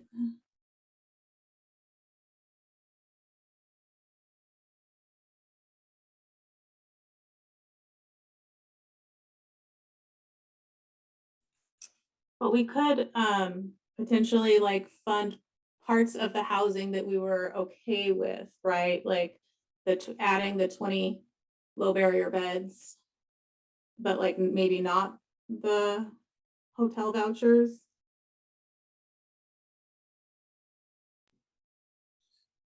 I will say that sorry, Sabrina. If you go. You go first, Ed. Maybe I have seen the hotel voucher system work pretty well. As long as they're in conjunction with other services. Maybe not a whole $1.3 million in the vouchers, but I do see some value in that. I've seen value in that. I was going to ask real quick, Blue, what did you think about, what did they say in the budget about their harm reduction?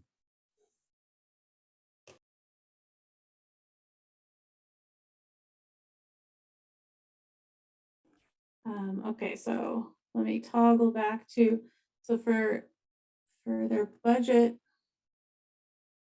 you said for harm reduction? They have, so they want a secure sharps container and a secure medication depository, like I guess they like drop boxes, and that's $5,000. And it mentioned that they distribute naloxone, but that is not in the budget, so they may be getting it from a different source. So I feel like just the drop boxes is, I mean, it's needed, but it's pretty minimal harm reduction intervention. And I would agree with that. And just to add to the statement I was going to make before I interrupted Zeb was, I would be in agreement with any part of the housing that's focused on the population served by intended for ballot measure 110.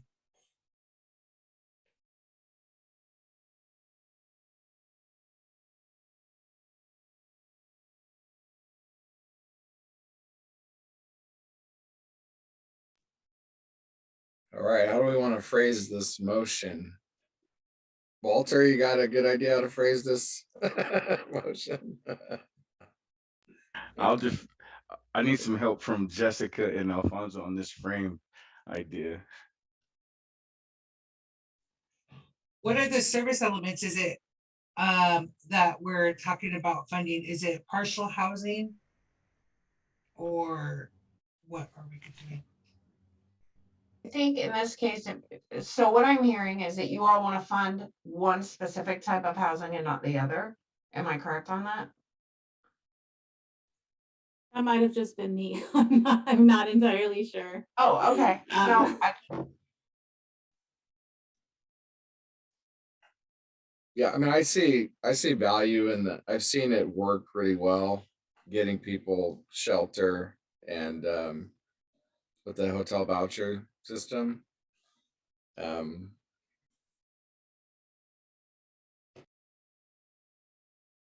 so again, anything that isn't in line with Measure 110 is not going to be funded. So if you say, I want to fund housing, right? And there is a program under that housing that is not in line with in alignment with Measure 110, then that will, they have to be in line with, in compliance with the rules always, right? So there is that. But it sounds like maybe the concern here, especially around the hotel vouchers, is the cost or the actual vouchers themselves. I don't per se have a issue with it, with the target population, as you just stated, just being panned out at the end of the contract process. You could then, because then it would be partial funding, not the full funding, correct? And my confusion was the other service element. So would it be peer support and housing? Is that what we're looking to fund? and harm reduction. I'm not in alignment with funding harm reduction. Yeah, I think my only thought around the like hotel sheltering system, I think it can totally help people. Like sometimes there's nowhere else to go, but at the end of this over $1 million they've spent, nobody's going to be any closer to actually like being stably housed long term in that program for that price. And I know that's the issue with any of those, but so that was just my only thought of, you know, they do have other beds in places where people could possibly stay longer that don't have that same cost. But I would be okay with partially funding the hotels and funding the 20 low barrier beds in their shelter and their peer support. Yeah, I'm okay with that. I've seen hotel vouchers be used towards permanent stabilization too. That's how the Veterans Administration does some of their housing actually quite successfully. So I'm comfortable with partially funding that. Yeah, and just like the echo kind of what Morgan said, I've seen it be a step towards permanent housing. Sometimes more stable housing takes a little bit more red tape to get into, and this bridges that gap and keeps them safe.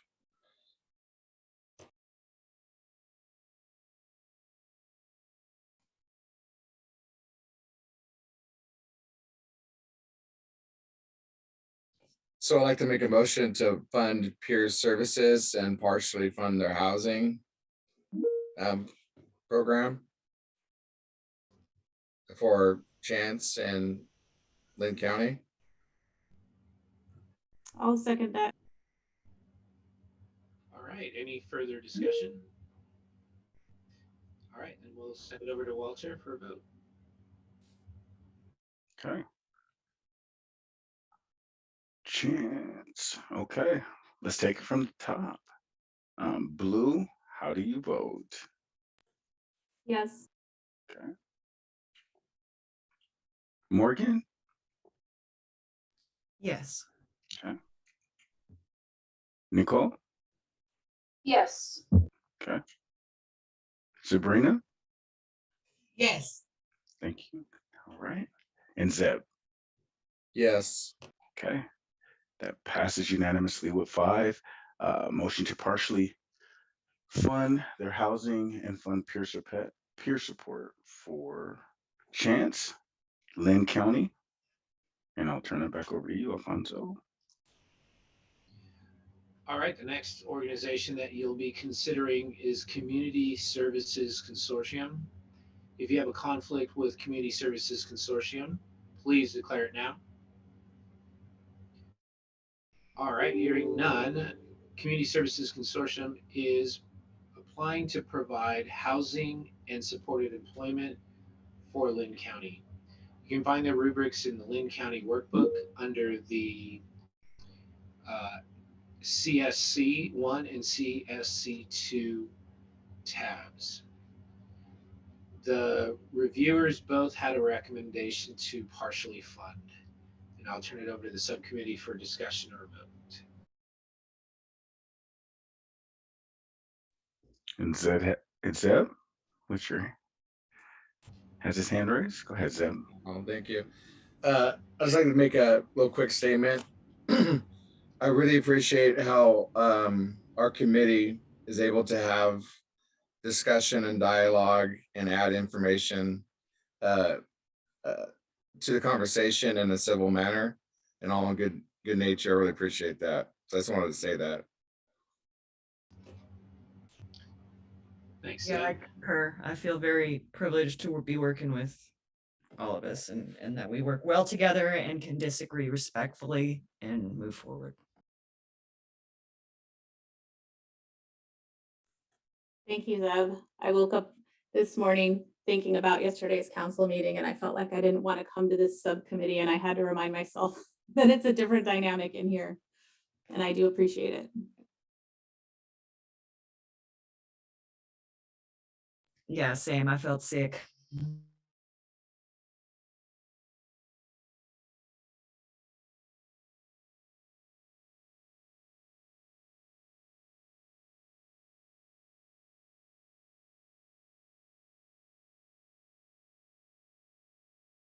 So both rubrics have stated partial funding for both.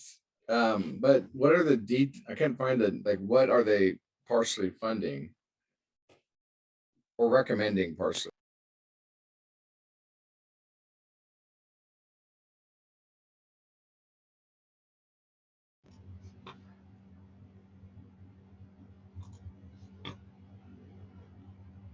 Jessica, would that be something we just read off the?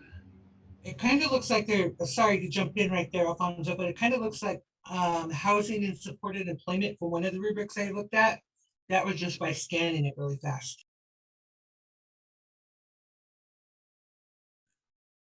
So there's one, gotta toggle back and forth here. So I'm looking at the first rubric and it is, oh, I can't see what row it is.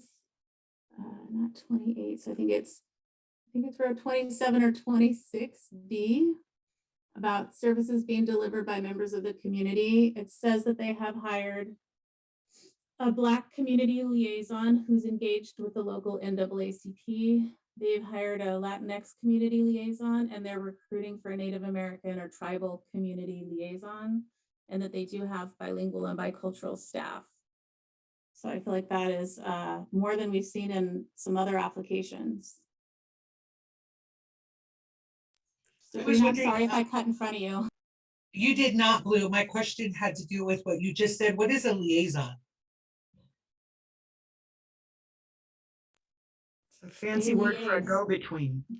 Somebody who goes between, like a middleman or a moderator, a go-betweener, representative. Yeah, I was just hoping like maybe in this case, it was something like a certified recovery mentor, a peer support specialist, harm reductionist, the CADC, something along those lines. So.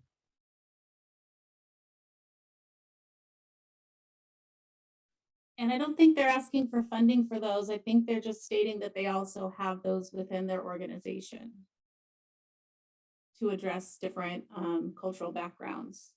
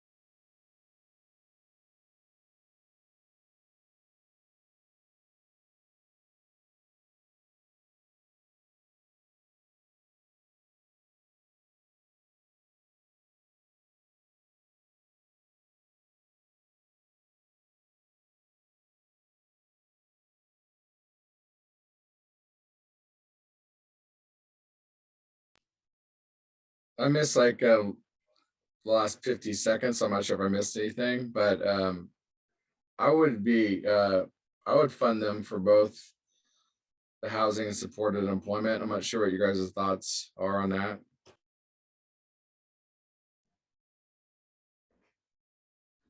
I'm comfortable with that.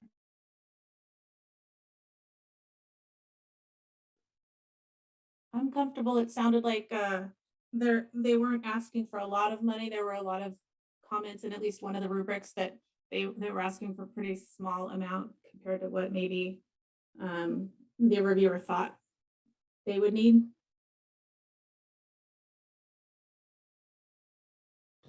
I'd like to make a motion to approve this application for full funding for housing and supported employment for Lynn County.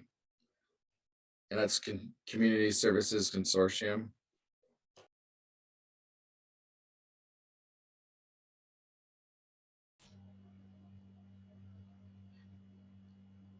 Is there a second? I'll second that.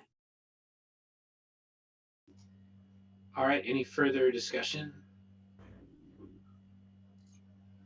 All right, we'll turn it over for a vote. All right. Blue, how do you vote? Yes. Okay. Morgan, how do you vote? Yes. Nicole, how do you vote? Vote yes. Okay. And thank you. Sabrina, how do you vote? I vote yes. Okay. And Zeb, how do you vote? Yes. Okay. All right. 5 unanimous. Motion to fully fund the community services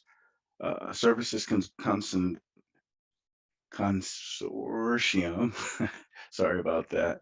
Lynn County. And I'll pass it back over to you, Alfonso. All right, thanks, Walter. The next organization that you'll be considering is CRC Health Oregon. If you have a conflict of interest with CRC Health Oregon, please declare it now. Okay, hearing none, CRC Health Oregon is applying to provide SUD treatment in Lynn County. You can find the rubrics in the Lynn County Workbook under the CRC Health 1 and CRC Health 2 tabs. The recommendations from each reviewer was not to fund. I'll turn it over to the subcommittee for discussion or vote.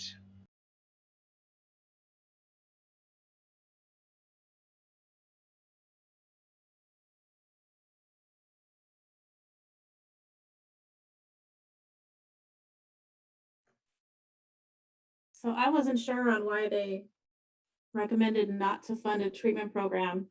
So I did ask for the application, which I'm pulling up, but yeah, I'm happy to go ahead, Sabrina. No, I was just wondering, because one time I seen on one of the rubrics, they didn't submit subsection 1. So in an instance before, when I was grading a rubric, they said that almost makes it admissible, like they couldn't accept it. So I don't know where we stand with that.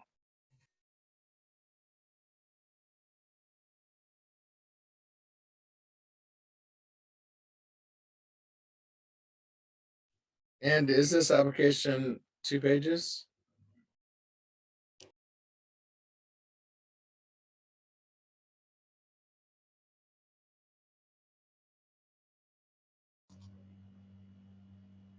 Are you asking us that, or I haven't seen the application. I don't know if anyone on the Measure 110 team can answer whether it was a 2-page application and if it is something that we are still able to accept. I think there might be a confusion on the tabs, as in CRC and, well, Albany Comprehensive Treatment and Crossroads Community might have gotten switched on the tabs for one reviewer.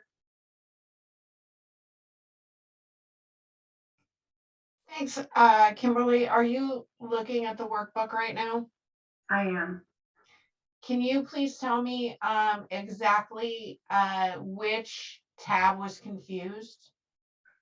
Yeah, so for Crossroads Community, the workbook has a partial vote. And you can see in cell 11B, Crossroads Communities is mentioned there. And then for Albany Comprehensive Treatment, that's the one that's voted no on, and that's the one that's under 2 pages. So I think maybe got mixed up. Yeah, that looks like it. So it looks like CRC in this workbook is actually Albany Comprehensive Treatment. And Crossroads is under Crossroads 1 and Crossroads 2. Is that what you're saying? No? I'm looking at the application and it's about 17 pages for the Albany, sorry, I forgot the acronym, the treatment program. Albany Comprehensive Treatment.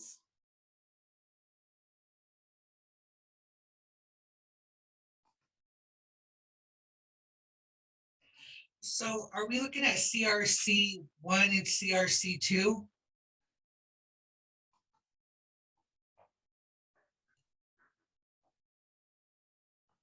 I think what happened is the reviewer filled out, I think Crossroads was initially right after the consortium tab, and they filled it out in the wrong tab. And so then they just renamed the Albany Comprehensive Treatment as the tab immediately after the consortium. So then whoever put together the workbooks would have just gone through and listed them with, in order, but those two tabs are actually just mixed up.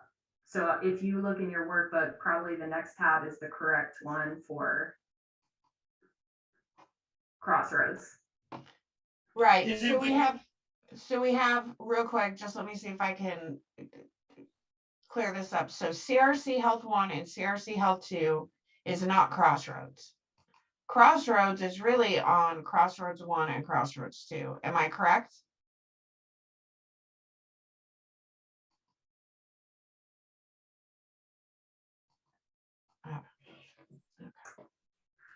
If you're asking me, Jess, I don't have the workbook with the renamed tabs, so I can't confirm that the way that you're stating it. But it is clear from the rubrics, if you just look in the cell B11 for Albany Comprehensive Treatment, it says unsure, no subsection 1. And for Crossroads, the Crossroads rubric will say right in B11, Crossroads Community is a nonprofit.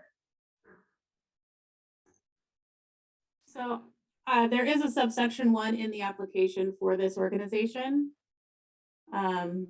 It is, so I don't know if folks maybe want to, they also did provide a budget narrative, but it's on page 11 of their Word document application. They did answer subsection 1.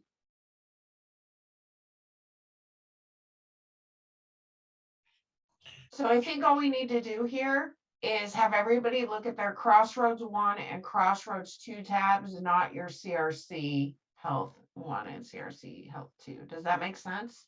No, it does not make sense. And then I want to know what we're going to do with the CRC ones and how come it's labeled Albany Treatment Center or something like that instead of CRC. It doesn't really make sense in my mind at all. So somebody can clarify that. Because when she said it was Miss Tab, does that mean the rubric doesn't match up with the tab? And does that mean there's any other ones that are out of place?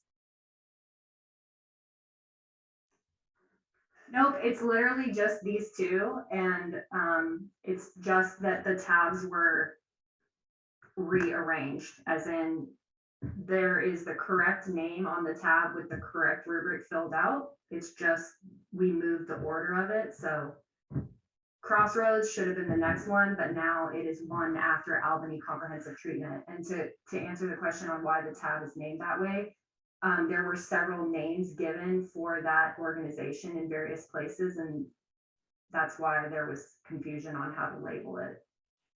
But that is Albany Comprehensive Treatment. So basically, they're just not in the alphabetical order that they should be. The sequence is messed up. Is that That's correct? Okay, That's that makes way more sense to me. Thank you. Kimberly, just to be clear, so the CRC Health Oregon is actually Albany Comprehensive Treatment? That's right. The tab that's Oregon, that is labeled CRC Health Oregon, and then parentheses Albany Comprehensive Treatment, is Albany Comprehensive Treatment. And then the tab labeled Crossroads Community from the original workbook is Crossroads Community. I just don't have the workbook that is relabeled. I don't know if somebody can share that with me. Oh, it looks like Alfonso, you might have shared it with me. Yeah. Okay, give me just a second just to confirm that. Because I think the issue here might be that in the rubric, it's called Albany Comprehensive Treatment, and in the workbook, it's called CRC Health Oregon. And I think the difference there is just that they used two different names, right? They probably have a DBA, right? They do business as one thing, but they're actual like Secretary of State information. So something else. I'm checking on that right now. Yeah, there's CRC is not in their application at all. So I think maybe somebody just was multitasking and meshed the two together. Nobody here multitasks. No, just kidding. Yeah, Crossroads Communities may have been confused with CRC, or there was something that happened there. So it'll just be a minute for Kimberly to confirm. Sorry, I can confirm. So literally this council could just disregard the fact that the tabs have CRC on health 1 and 2, and you could just move forward in that way. You could either vote for, you could go to Crossroads or work on Albany comprehensive treatment. But that CRC on the health tabs is just either a typo or we were given information that had double labels on it somehow. But those are the correct. You can see the name of the provider at the top on the rubric, and they are the correct rubrics for that name at the top in the Excel sheet. Thank you, Kimberly. So it sounds like right now we are looking at Albany comprehensive treatment. Does anyone have a conflict of interest they would like to declare? Hearing none. Oh, I gotta get back to the sheet. Sorry, Alfonso, I'm taking your job. That's okay. They're applying for SUD treatment. And so you can find their rubrics under the CRC Health 1 and CRC Health 2 tab, which should have been Albany Comprehensive Treatment, but it's under the CRC 1 Health 1 and CRC Health 2 tab. But that is for Albany Comprehensive Treatment. All right, Blue, are you looking at the application for Albany Comprehensive Treatment? And you said the application is 17 pages. That's correct. So, and there is a subsection 1. So I did see the note in the rubric, but that is not, it's not actually correct. All right. And just to know what I'm talking about is in the Albany Comprehensive Treatment rubric number 2, it states that the app is just under 2 pages.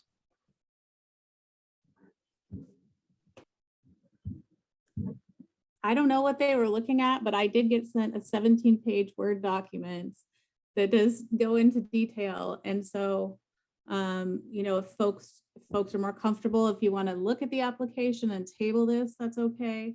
They do provide medication-assisted treatment, and I did see that it stated they were the only organization to offer methadone in the county, and I know that's polarizing. Some people are okay with it. Folks generally have to go to Salem or Eugene for methadone, at least folks in Corvallis. And so it does sound like they're providing a service that is not available anywhere else. And they wanted some funding for people who couldn't get insurance for whatever reason. Yeah, I would like to put a motion to table Albany Comprehensive Treatment until we can get the application and the budget to review in the future. Is there a second? A second. Yeah. All right, let's have a vote on that. To table Albany Comprehensive Services or Comprehensive Treatment. Okay. All right. So we have a motion on the table. And Blue, how do you vote? Yes. Okay. Morgan? Yes. Okay. Nicole? I vote yes. Okay. Sabrina? I vote yes. Okay. And Zeb? Yes. All right. All right, that passes unanimously to parking lot. Motion to parking lot Albany Comprehensive Treatment until further review for Lynn County. And I'll turn it back over to you, Alfonso. Real quick, I just want to, so I've gone through the application. I see what happened here. this is an organization with a DBA. They have two names, right? So that is the confusion there. CRC is Albany. And if you look at the application is 17 pages because they typed their information into the original RFGA. So Blue, if you scroll through it, it is the first, several pages are the actual RFGA that was put out. So that I think is what that reviewer is referring to, is the fact that if you look at what they actually put in there, that's how long the application is. Just to clarify. Yeah, I saw that they had it was the first 10 pages was just copy pasted information about the grant, and then subsection 1 wasn't on until page 11. So it definitely, it doesn't, every page doesn't have important information on it, but it definitely does have a lot more pages than that. You are correct. So what I'm going to do is I'm going to get this application out to the group, and I will, yeah, you should be getting that shortly because I will be multitasking. All right, it is 11:54. We have about 20 more applications to go.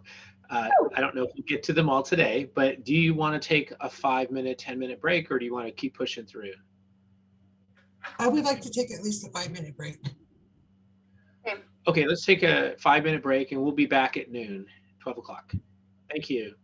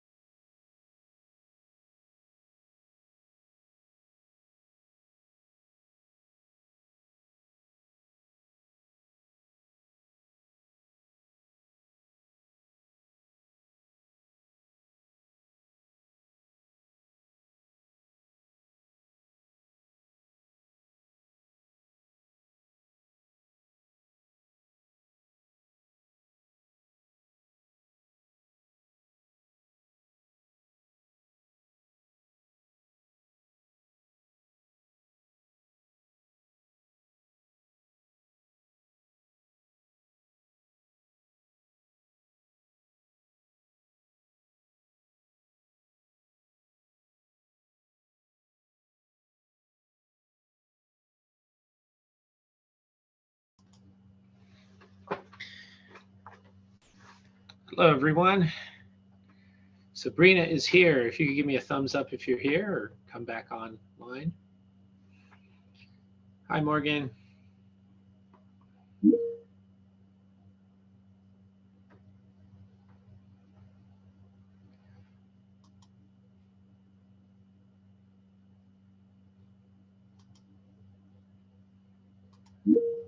Okay, we'll wait another minute for people to come back online.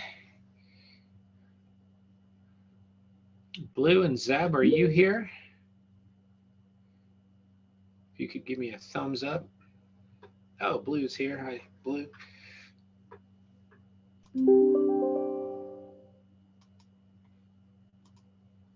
And I don't see Nicole.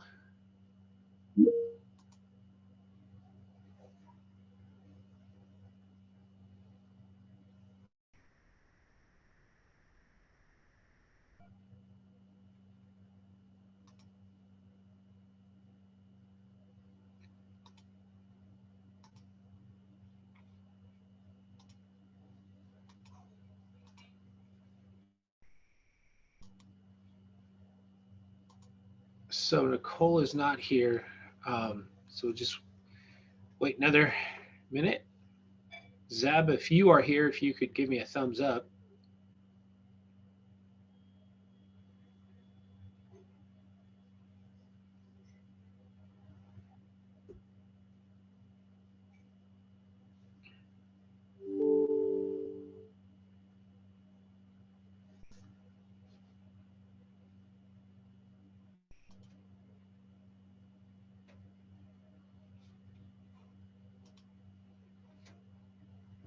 Hey, Alfonso, before we get started, I just wanted to make sure on our spreadsheet, it reflects where we're starting from.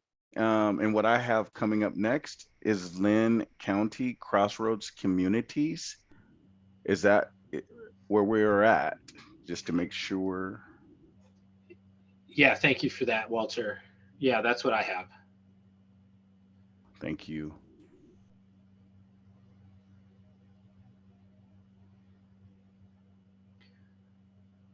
All right, so we have Blue, we have Sabrina, and we have Morgan. Just waiting on Zeb or Nicole. Are you here, Zeb?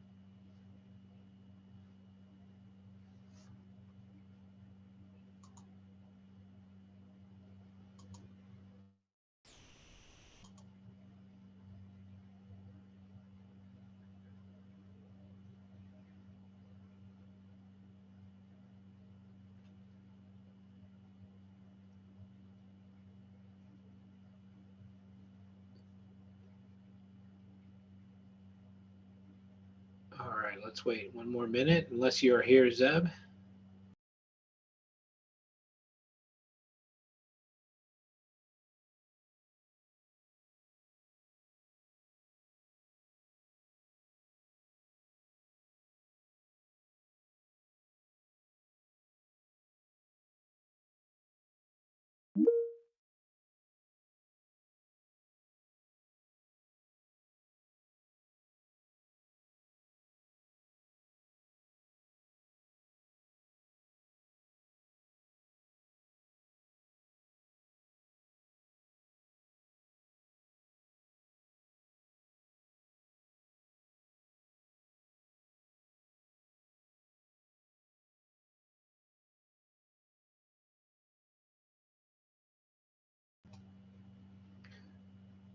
Hi, Zeb.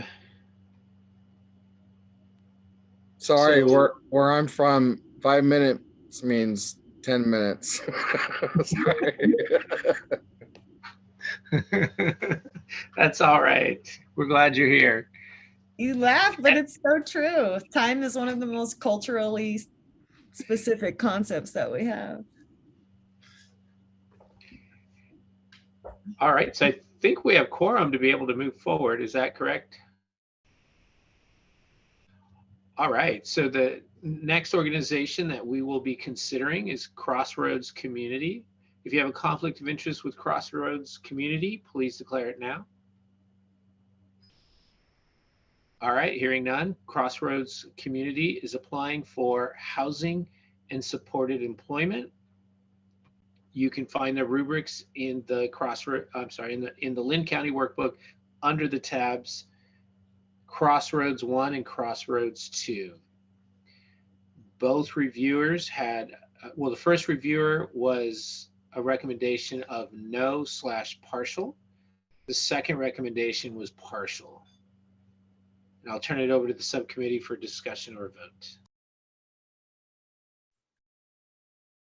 So I just want to share that I felt like I needed more information, so I did reach out for the application for this organization as well. And I would be happy to talk about some things that I saw when y'all are ready, but I'll give you time to look over the rubrics.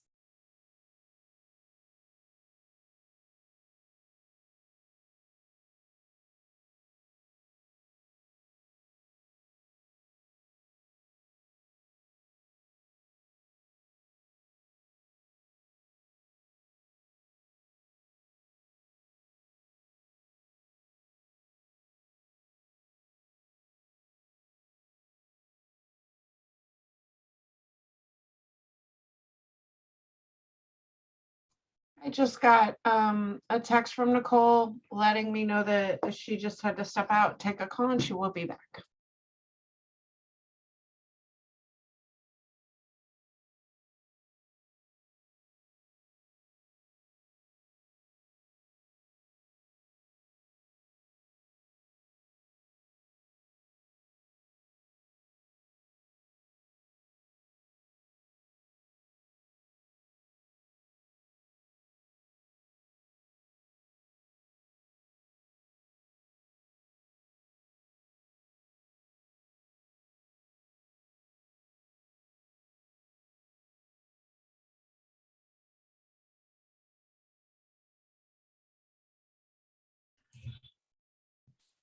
I just wanted to let you know, Blue, I'm ready when everybody else is ready for your input. Me too.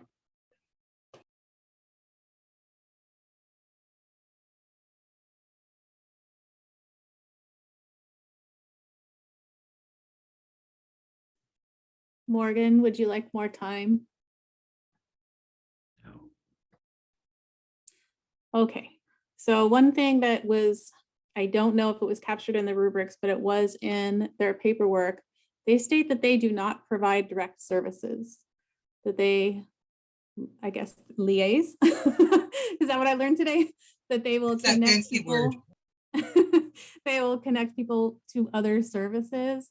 Although it looks like they're describing supported employment in a way that sounds like a direct service. They did say they don't provide direct services. They also they want to hire a lot over $1 million worth of staff, which all would need training, so they're not already trained. And with supported employment, which was the one that sounded like they had put the most thought into, it also said that they filled out every category, even though they weren't applying for funding for those categories. But within supported employment, they estimate between 10 and 20% of their clients have a history of substance use.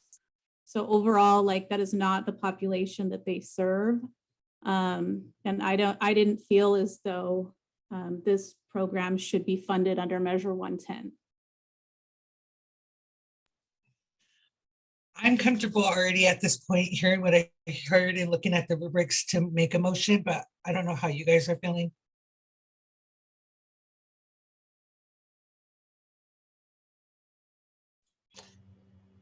I would make a motion to not fund. Someone want to make a motion?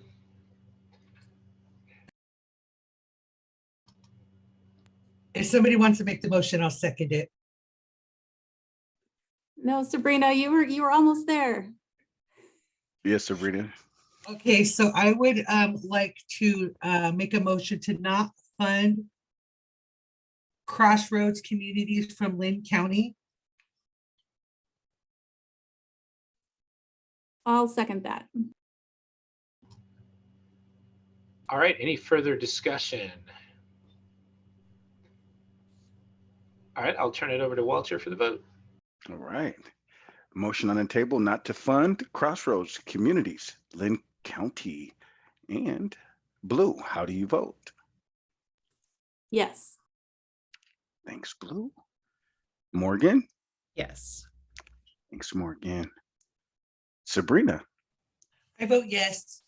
Okay. And Zeb? Yes. All right. So that vote passes with 4, not to fund Crossroads Communities, Lynn County. Back over to you, Alfonso. All right, thank you, Walter. The next organization that you'll be considering is Family Tree Relief Nursery. If you have a conflict of interest with Family Tree Relief Nursery, please declare it now. All right, hearing none, Family Tree Relief Nursery is applying to provide peer support services in Lynn County. You can find the rubrics in the Lynn County Workbook under the Family Tree 1 and Family Tree 2 tabs. The recommendation from the first reviewer was yes/partial, and the second reviewer was yes/partial. And I'll turn it over to the subcommittee for discussion or vote.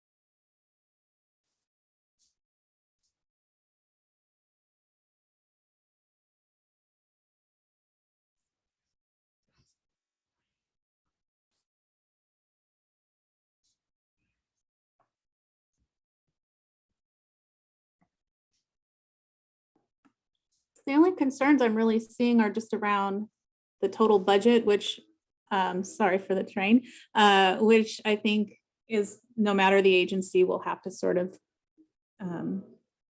they'll have to go through that in the negotiation process. And I don't think I have the budget for this one, but it does sound like they have a pretty strong peer support program with, what was it, like specific peers that are from different backgrounds. I can't find the wording now, but it did sound pretty solid.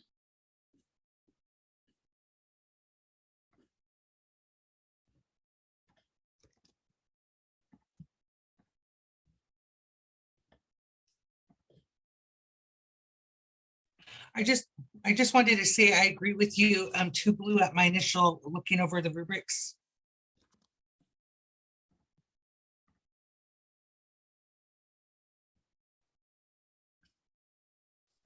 I think the term that was in there was culturally responsive peer services.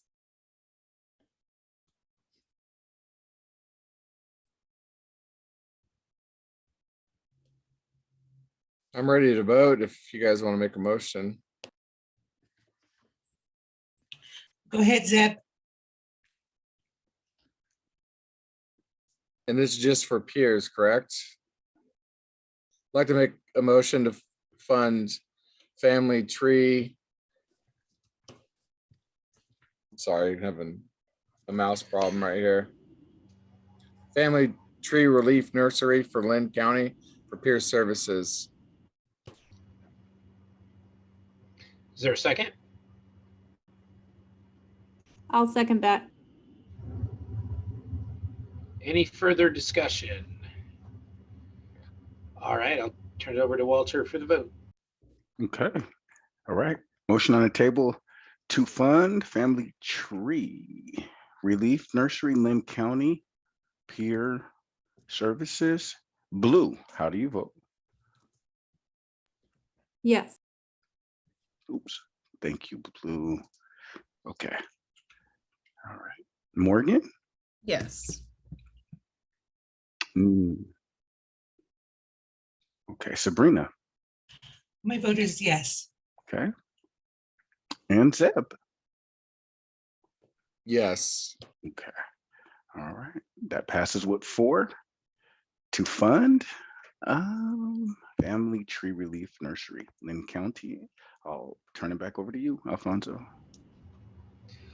All right, the next organization that you'll be considering is Faith Hope Charity. If you have a conflict with Faith Hope Charity, please declare it now. All right, Faith Hope Charity is applying to provide peer support services in Lynn County. You can find the rubrics in the Lynn County workbooks under the, it looks like, I'm sorry, FHC1 and FHC2 tab. The recommendation from the first reviewer was yes/partial, and the second reviewer was no/partial. I'll turn it over to the subcommittee for discussion or a vote.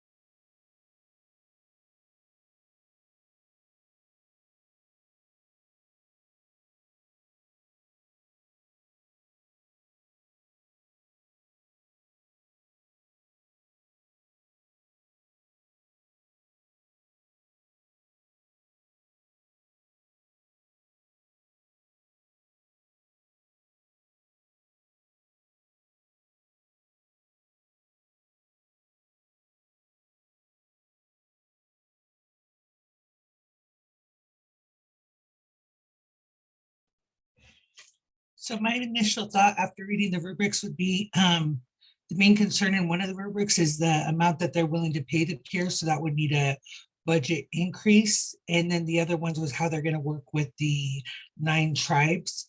But it is a Black-led organization. So I don't know if that's, I don't know what that looks like. I just wanted to point that out.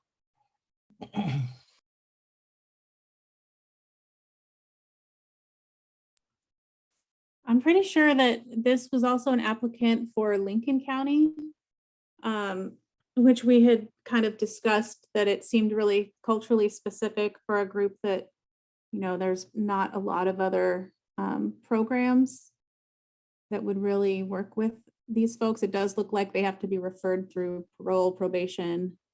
But again, those are the people most affected by the war on drugs.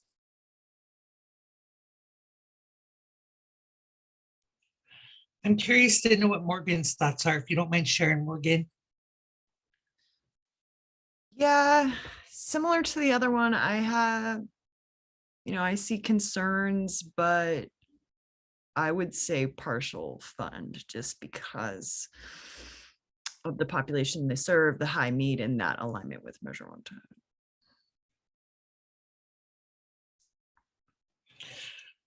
If we're at a good place, then I would like to put a motion on the table to partially fund Faith Hope Charity of Lynn County for peer support. And I just want to note though, like OJ, that they are working with people outside of the justice system. That was my concern on the previous one too, that they just were functioning as an extension of the criminal justice system instead of independent of it. Yeah, so we are taking that down in our notes. That's what OHA has to say about it. But if one of the other subcommittee members has something to say about it. So I don't know if this is the right way to look at it, but I looked at it in a similar way to, I think there were some other applications in other counties that specifically were only going to be working like with folks in jail that needed MAD or, you know, very like limited, narrow scopes. Yeah. Yeah, no, I'm fine with that because it is a high need population, but just like that's not actually based in a jail. So I don't see why they can't also support other people anyway. Which I just want to say is distinct from Pathfinders because the Pathfinders one seemed to actually operate as an extension of the criminal justice system and have very criminal justice system defined rules, not participant driven goals. To clarify when we go back and read the Pathfinders one later. Okay, which is distinct from this FHC, which I support. Okay, discussion over. Okay, I'm gonna reset because did I get a second? I'm gonna restate my motion, okay? I put a motion on the table to partially fund Faith Hope Charity of Lynn County for peer support services. I second that motion. Any further discussion? Just, I was seeing notes about making sure that the peers are being paid a living wage, or I think that's what it's called. But is that something that's automatically through Measure 110 already kind of negotiated, or would we need to put that into part of the motion? I've heard it put into a motion, but Jessica, I don't know if you want to confirm whether they need to put that in a motion or if that's captured in the notes. So, excuse me, I'm so sorry. That is captured in our notes. It doesn't necessarily need to go into the motion. But you are a subcommittee who gets to do what you want. My question would be, do you feel more comfortable with having that in the motion? So if Jessica said that we don't have to put it in the motion, then I'm okay with the motion as is. I just wanted to clarify on that in case it did need to be in there, but it's sounding like it does not. So And I'm okay. I'm okay. Yeah. Sorry, I thought you were on. I have a little bit of a lag here. And just to be clear, at the top of the budget template that we put out on the RFGA, it does state that people need to be paid a living wage. So that is definitely gonna, that is part of the RFGA document. So that will definitely be considered in all negotiations.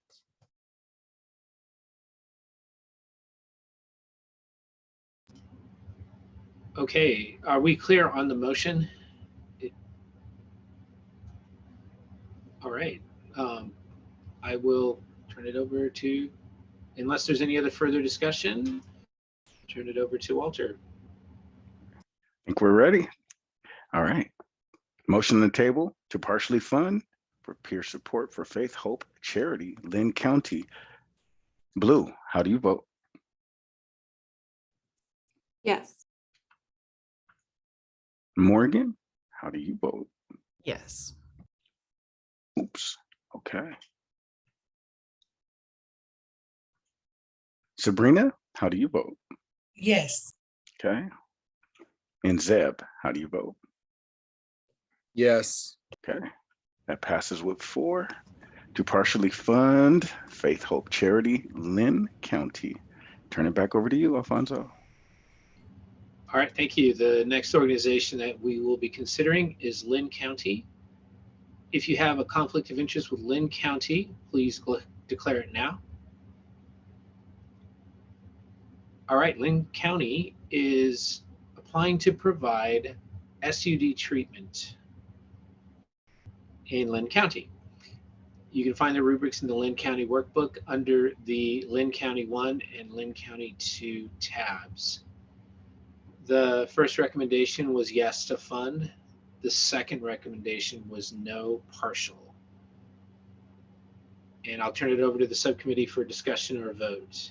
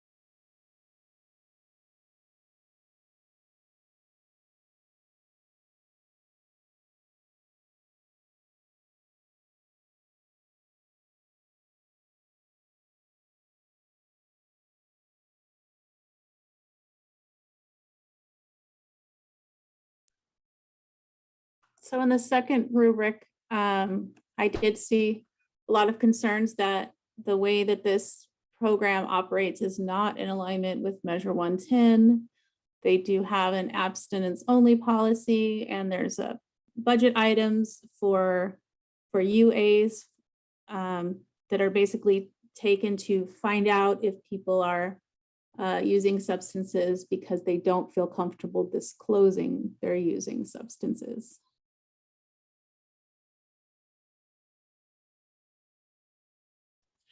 I kind of already know where I'm at by looking at the rubrics with my temperature, so I'm just going to wait till you guys are ready to have discussion.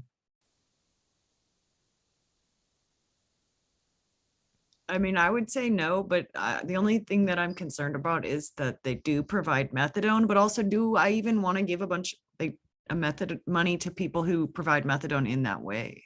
Methadone's horrible enough. It says they don't provide MAT at all in the second rubric.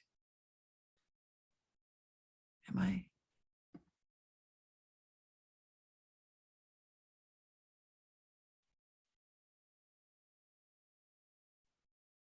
We're looking at Lynn County, right?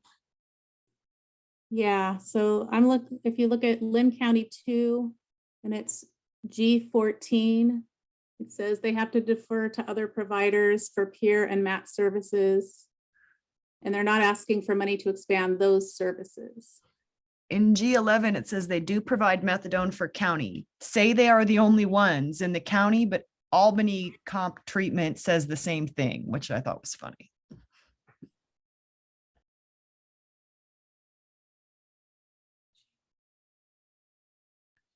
Either way, I'm going to go with no.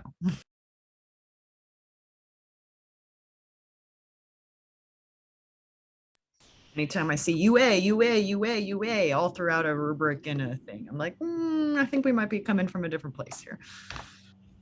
I'm also going to go with no, just to give you my temperature where I'm at. Did any of you want to put forward a motion? There can always be discussion after that.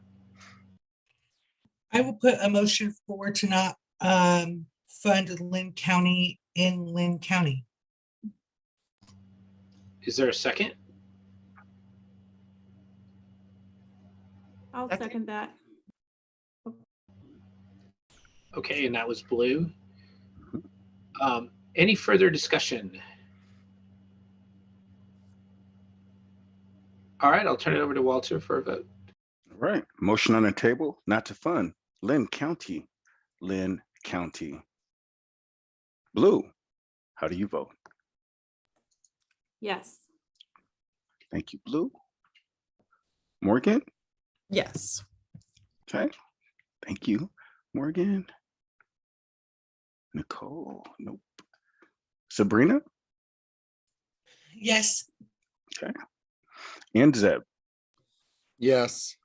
Okay, that passes with 4, not to fund Lynn County, Lynn County. Turn it over to you, Alfonso. All right, this is our last application for Lynn County. And the organization that you'll be considering is Samaritan Health Services. If you have a conflict of interest with Samaritan Health Services, please declare it now. Samaritan Health Services is applying to provide SUD and peer support services in Lynn County. You can find the rubrics in the Lynn County Workbook under Samaritan 1 and Samaritan 2 tabs. The first recommendation was yes, partial. The second reviewer recommended partially fund. I'll now turn it over to the subcommittee for discussion or vote.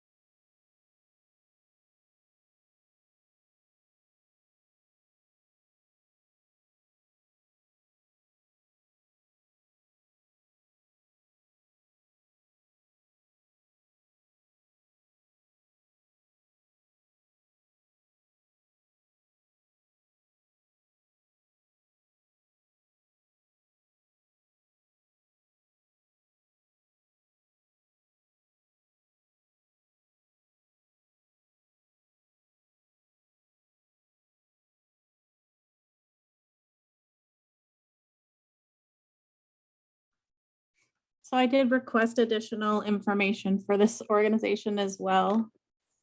And it does sound like a solid program to me. I know there was some concerns about their, what was it, like their media campaign?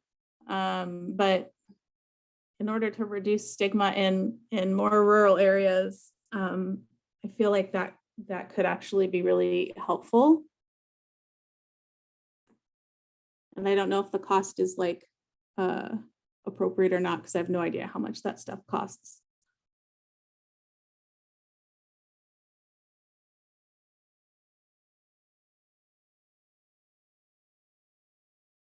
So Blue, would that be in reference to just the SUD element? Because it does look like to the peer support they refer out, if I'm reading it correctly.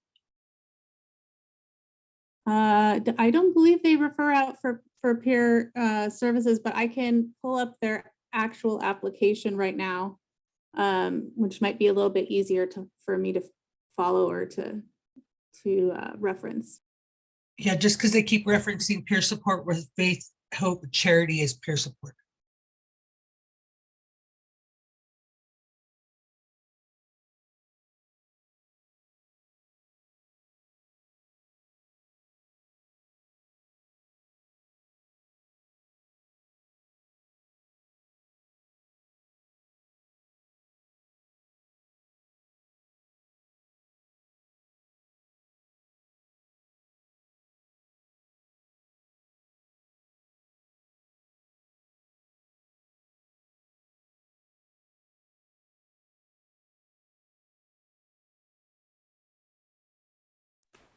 So in their peer support section of the application.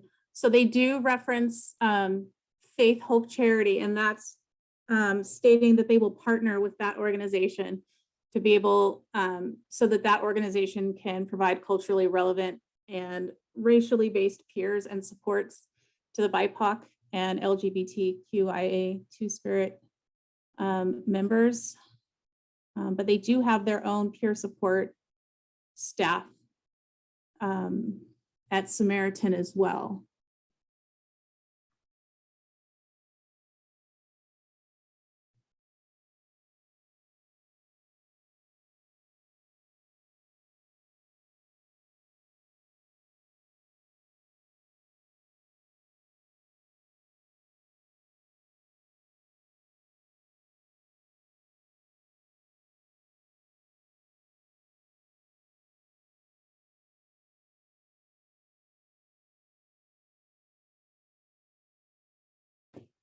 So would we be looking to fund their SUD services and partially fund their peer services? Since they're partnering with another program? Here's how I'm reading that though. I'm reading that they, like, if a Black person in the county came forward and they don't have a Black peer because they only have 4 peers and only 2% of the county is Black, so it's statistically improbable that one of their 4 peers is Black, and a person comes in seeking services, they would refer them to FHC, a Black-owned organization, but they provide their own peers. But there's just some recognition here that, like, the statistics of the demographics mean they're not going to meet everyone's needs. And so they are partnering and referring out, but only in those specific instances. Right?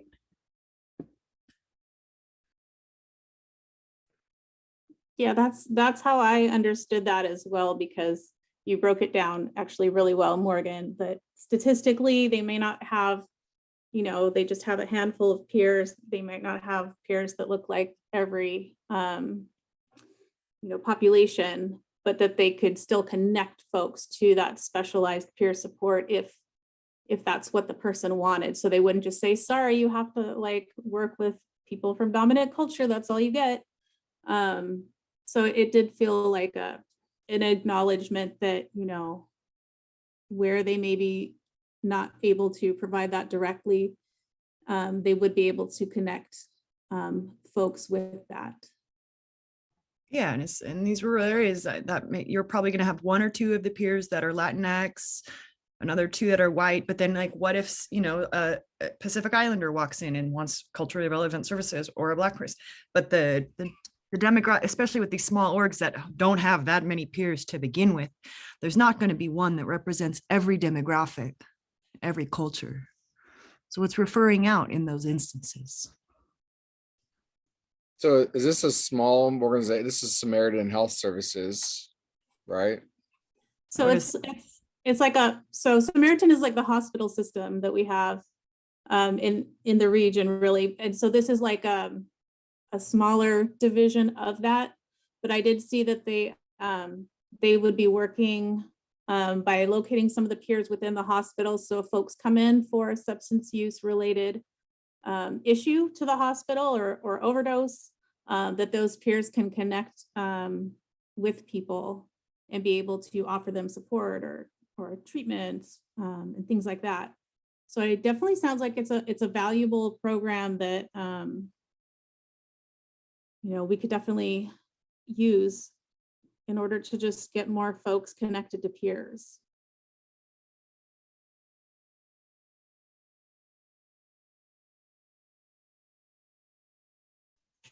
I just want to say I'm on the fence about the full funding of the peer support just because of that context. And I totally validate what you're saying, Blue, and what you're saying as well, Morgan. But also I'm still on the fence about it. So, but I do agree with funding them. It's just the amount of funding, and then also for the SUD element. Treatment program that funding the SUD would help fund people who maybe could not otherwise access either just something like MAT, or it sounds like they can also use that funding to cover residential treatment if that's what's needed and there are not other ways to pay for it.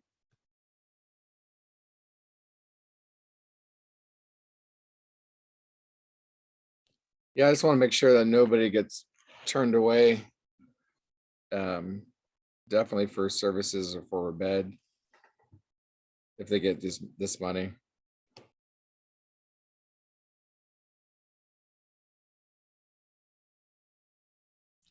Zeb, what made you say that? I'm sorry, I stepped away for a second.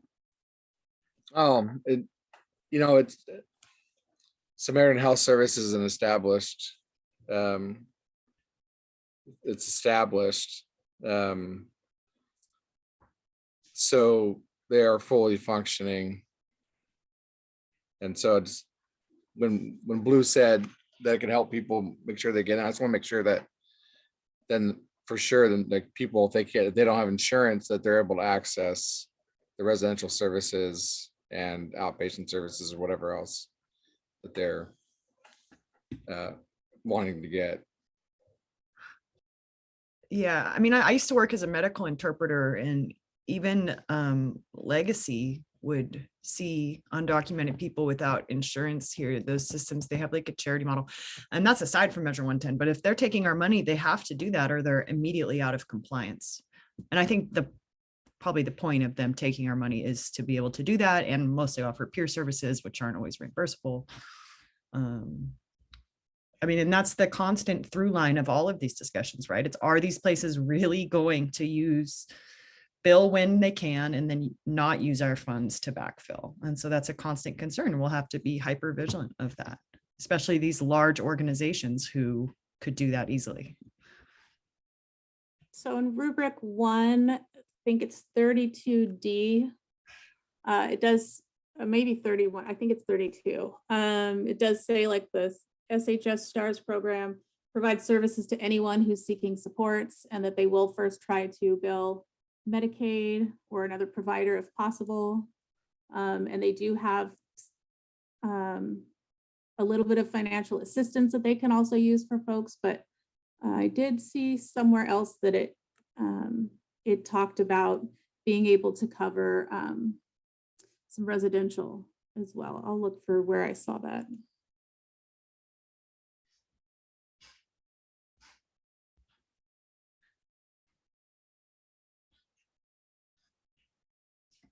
And I guess one of the reasons I bring it up is when referring to residential facilities, if they don't take the client's insurance, then there's potential for indigent beds that are very long waiting list. So I just like to see like those indigent beds not have the waiting list, like compared to if they have insurance. Does that make sense?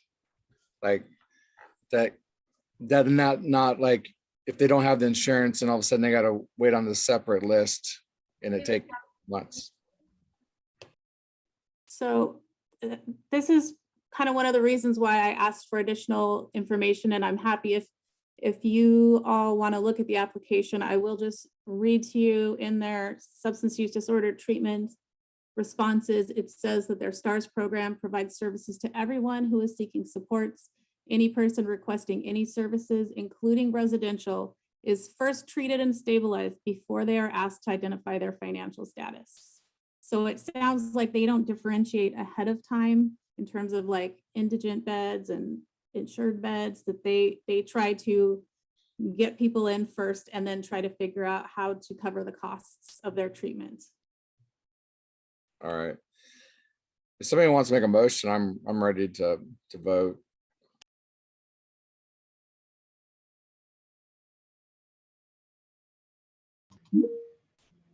Is there a motion? I'd like to make a motion to fund Samaritan, what was it, Samaritan Health Services or Samaritan Health Services in Lynn County. Is there a second? I second that. All right, any further discussion? Okay, take a vote. All right, motion on the table to fund Samaritan Health, Lynn County. Blue, how do you vote? Yes. Thank you, Blue. Morgan, Yes. Thank you, Morgan. Nicole? Oh, I keep saying. Sorry about that, folks. Sabrina? Yes. Thank you, Sabrina. Zeb? Yes. Okay. That passes with 4 to fund Samaritan Health Services, Lynn County. And then pass it back over to you, Alfonso. All right, we have 15 minutes left in the meeting. We are going to switch to Lane County. We have Boulder Care, Centro Latino Americano, Community Outreach through Radical Empowerment, Ideal Options, OSLC Development, South Lane Mental Health Services, Youth ERA. And then we have the another collection of burns. Do you all want to get into Lane County now? Or we have about 14 minutes left in our meeting. Do you want to try to do as many as you can? Okay, we got a thumbs up. All right, so again, the first county we'll be considering, or the next county we'll be considering, is Lane County. If you have a conflict of interest with the entirety of Lane County, please declare it now. The first organization you will be considering is Boulder Care. If you have a conflict of interest with Boulder Care, please declare it now. Boulder Care is applying to provide SUD treatment, peer support, and harm reduction services in Lane County. You can find the rubrics in the Lane County workbook under the Boulder Care 1 and Boulder Care 2 tabs. Both the first recommendation was not to fund. The second recommendation was yes to fund. And I'll turn it over to the subcommittee for discussion or vote.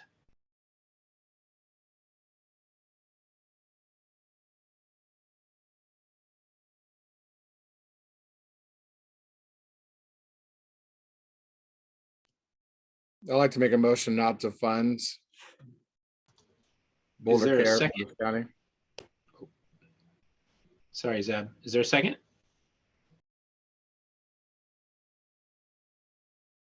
I second that.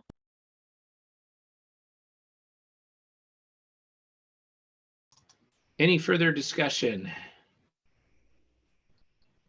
All right, we'll turn it over to Walter for vote. Motion on the table not to fund Boulder Care, Lane County. Blue, how do you vote? Yes. Okay. Morgan? Yes. Okay. Sabrina? Yes. Thanks, Sabrina. And Zeb? Yes. Okay. And that passes with 4, not to fund Boulder Care, Lane County. Back to you, Alfonso. All right, thank you. Jessica is going to be finishing up for me for the rest of the afternoon. But thank you all very much. Thanks, Alfonso. Hi, everyone. Jumping back in here, the next organization that you will be considering is Centro Latino Americano.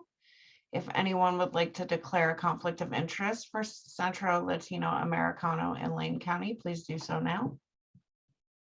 Hearing none, Centro Latino Americano is applying to provide SUD treatment, peer support, housing, harm reduction, and supported employment in Lane County. We have 2 recommendations. They are both yes. You can find Centro Latino Americano in your Lane County workbook under the tabs Centro Latino Americano 1 and Centro Latino Americano 2. Handing it back over to the subcommittee for a vote or discussion. I reviewed this application. I was really impressed with this application. I'm trying to find the exact number here, but they worked with like 95% of the population that they worked with was ineligible for Medicaid. And they're providing all these great services. So like, for me, this application is in alignment with Measure 110, helping communities most impacted by the war on drugs, And it sounds like an amazing program.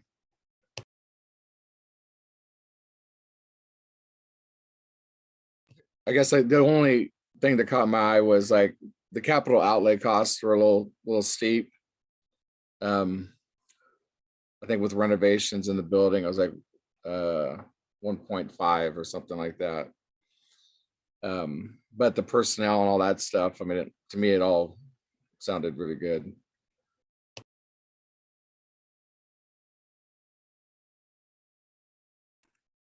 It doesn't sound like they provide direct harm reduction services. I haven't gotten to the last section beyond that, but that would just be my only concern. And it also sounded like there wasn't anything in their budget for harm reduction, but they did fill out that section. So that I would be supportive of funding them for the other categories, but not for harm reduction.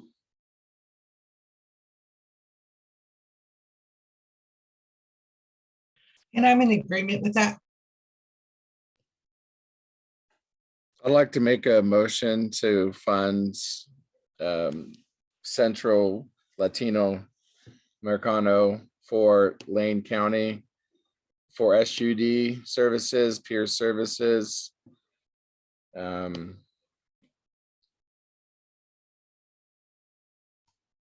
housing, and supported employment. I'll Good. second that. Awesome. So we have a motion on from Zeb to fund Central Latino Americano for all but harm reduction. We have a second from Blue. Any more discussion? Hearing none, Walter. All right. Motion on the table. And Blue, how do you vote? Yes. Okay. Thank you, Blue. Morgan?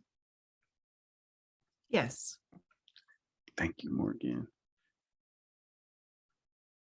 Sabrina? Yes. Okay. And Zeb? Yes. All right. Motion passes with 4 to fund all but, motion to fund Central Latino Americano, and we have that in our subsection, so I'm not going to read it all, but it's captured for you all. So. Thanks, Walter. The next organization that you all are going to consider is community outreach through radical empowerment. If anyone would like to declare a conflict of interest with community outreach through radical empowerment, please do so now. Hearing none, they have applied to provide harm reduction services in Lane County. There are 2 recommendations. They are both yes. You can find their rubric evaluations at the bottom of your Lane County workbook under Core 1 and Core 2. With that, I'm going to pass it to the subcommittee for a vote or discussion.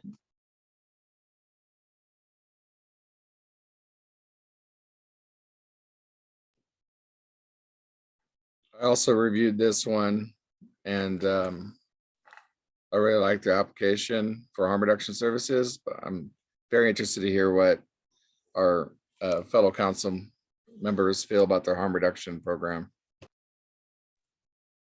I'll jump in and say I did notice that it referenced that they really try to focus on working with youth, which is something that we don't have a lot of youth focused programs. And it does sound like they do outreach as well as harm reduction distribution. And they also do other things like street feed, where they just feed folks. I don't think they're asking for funding for that component, but that's just another service element that they have. And so it definitely sounds like a really solid program that could really make a big difference.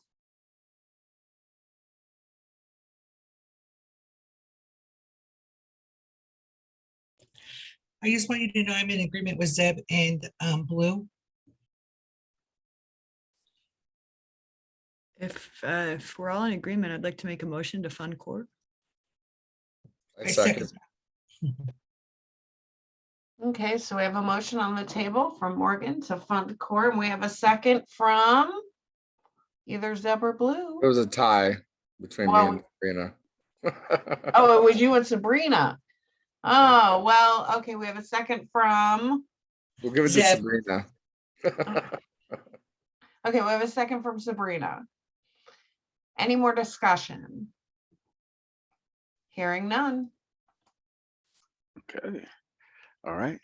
Motion to fund core out of Lane County in blue. How do you vote? Yes. Thank you. Morgan? Yes. How do you vote? Oh, thank you, Morgan. Sabrina Yes. and Zeb.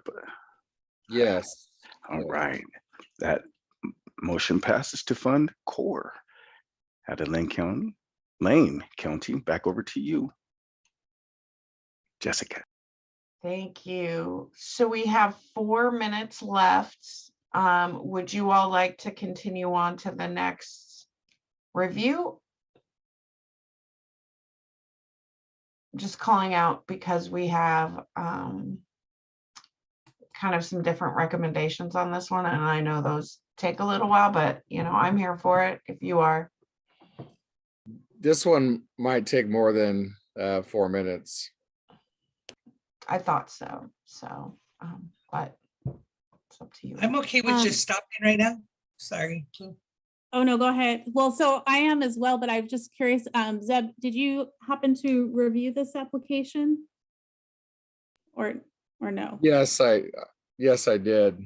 And Do you think, oh, go ahead. that's why I was hoping that tomorrow we can pick this up first thing. So I can go back over my notes and everything and be completely prepared to state my perspective on it. I'm just curious if maybe it would be helpful for the rest of us to get that application sent. Yeah, I think that'd be good. Do we need to make a motion for that? Okay. Yes, I need a motion to send every email I don't from know. now on. I need a I get unanimous consent. confused. No, it's okay. It's okay. No, I like it. All right, so I have sent every application out to you that you have requested thus far. I will not forget to send out ideal option because if I do, I will get in trouble. And it sounds like the group is ready to break and see you all tomorrow. Thank you so much for your hard work and thoughtfulness and kindness. Really appreciate it. I'll be late tomorrow. I was able to get a doctor's appointment at noon and there's no other appointments in history for weeks. So I'm just okay. Okay. All right. Thanks for letting us know, Morgan. Thank you, everyone. See you all tomorrow. See you guys tomorrow.